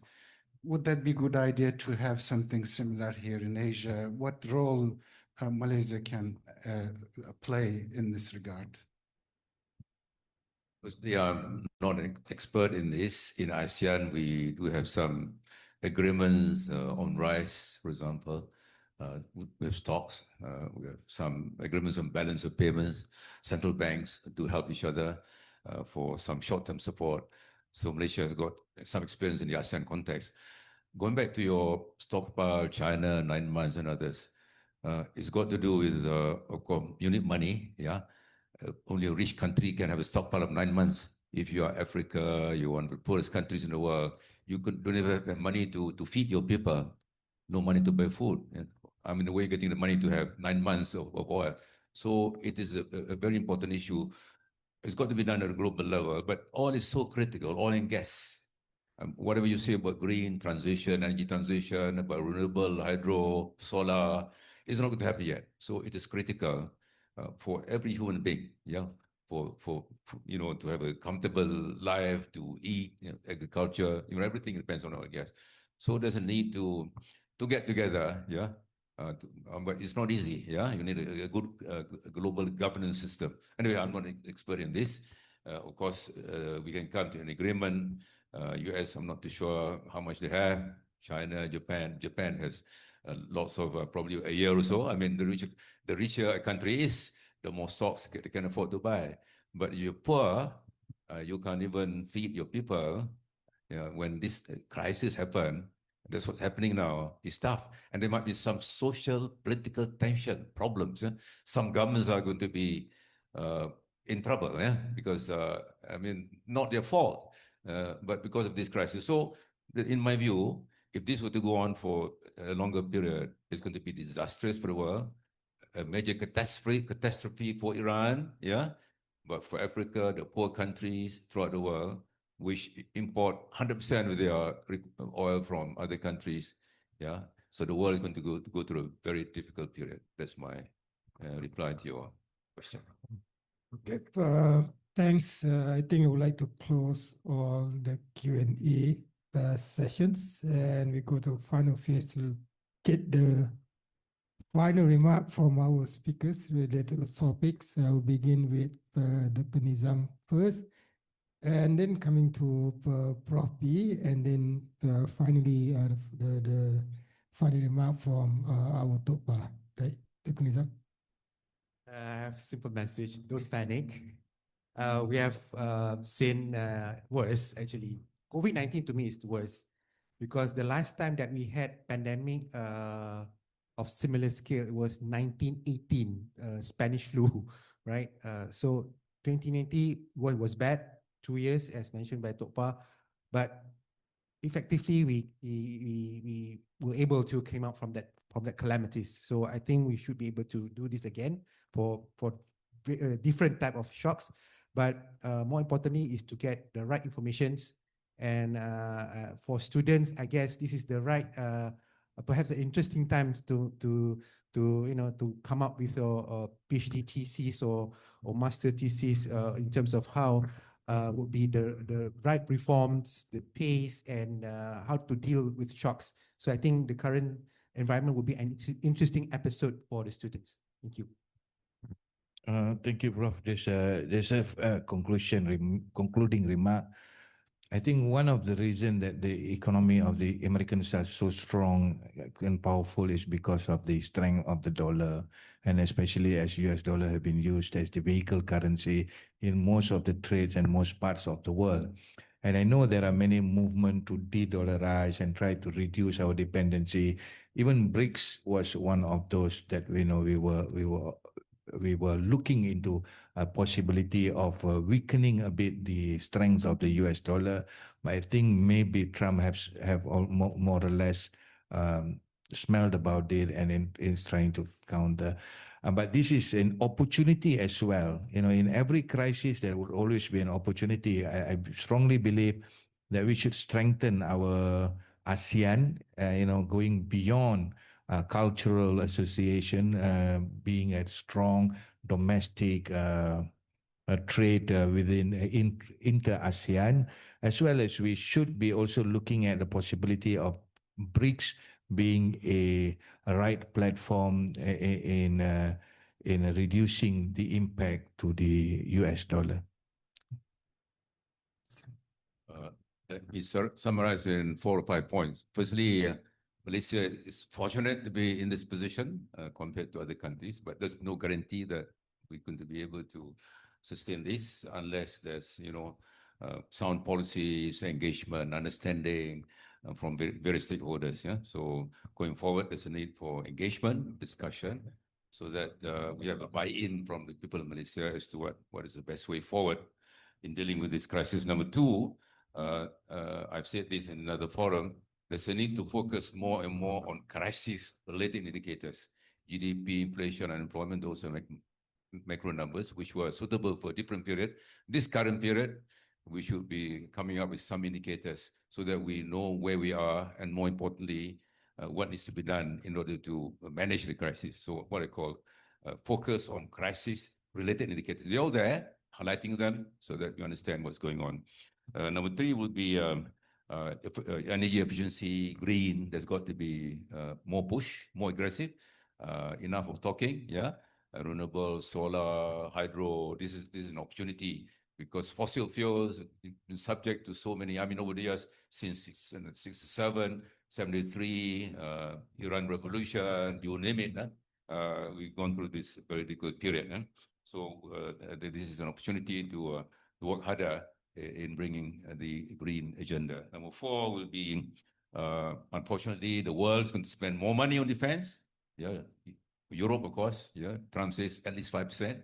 Used to be 1-2%. Japan even supposed to be 1%. It's going beyond that.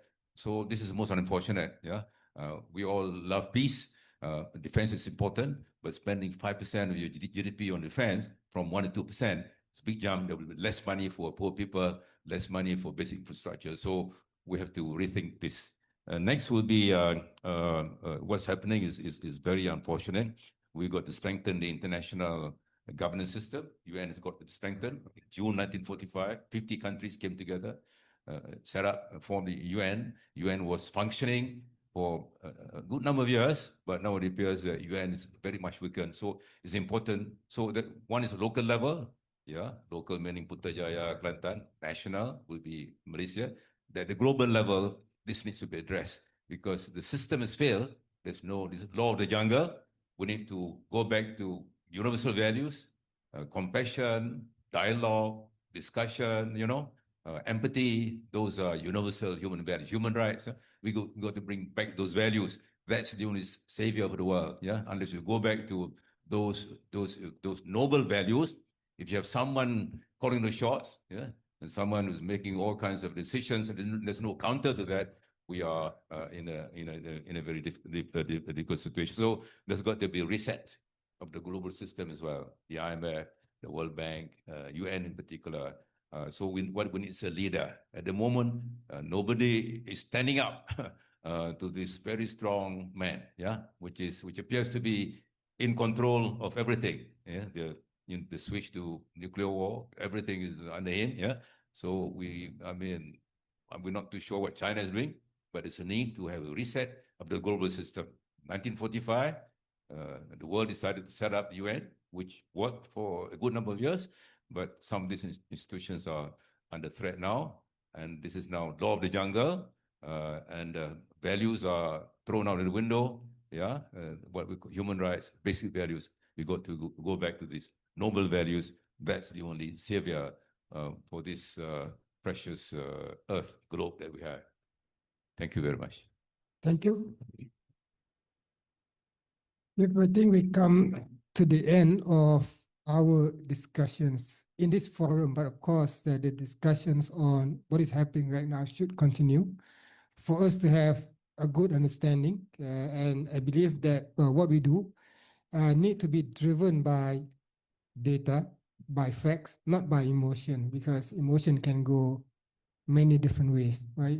We have to be driven by fact, by data, by good understanding, and especially in driving us to build the resilience. Let us again thanks to our panel speakers for sharing their view and sessions. And I also like to thank to all of you for being part of these forums. And finally, Dr. Nizam mentions regarding Surah Yusuf, right? And stuck into my mind, one cycle normally 7 years of upturns and then normally 2 or 3 years of downturn. But in Surah Yusuf, 7 years prepare for the 7 years. So there will be some time that the crisis will be prolonged.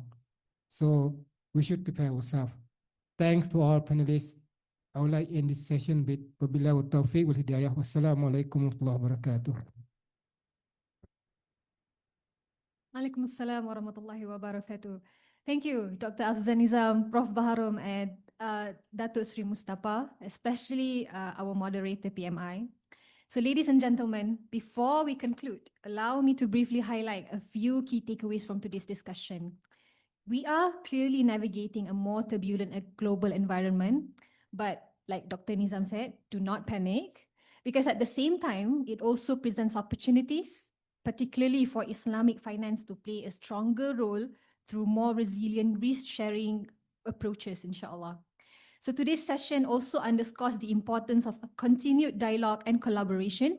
Moving forward, it is this kind of engagement across policy, industry, and academia that will allow us to better respond to challenges and capture emerging economies, inshallah.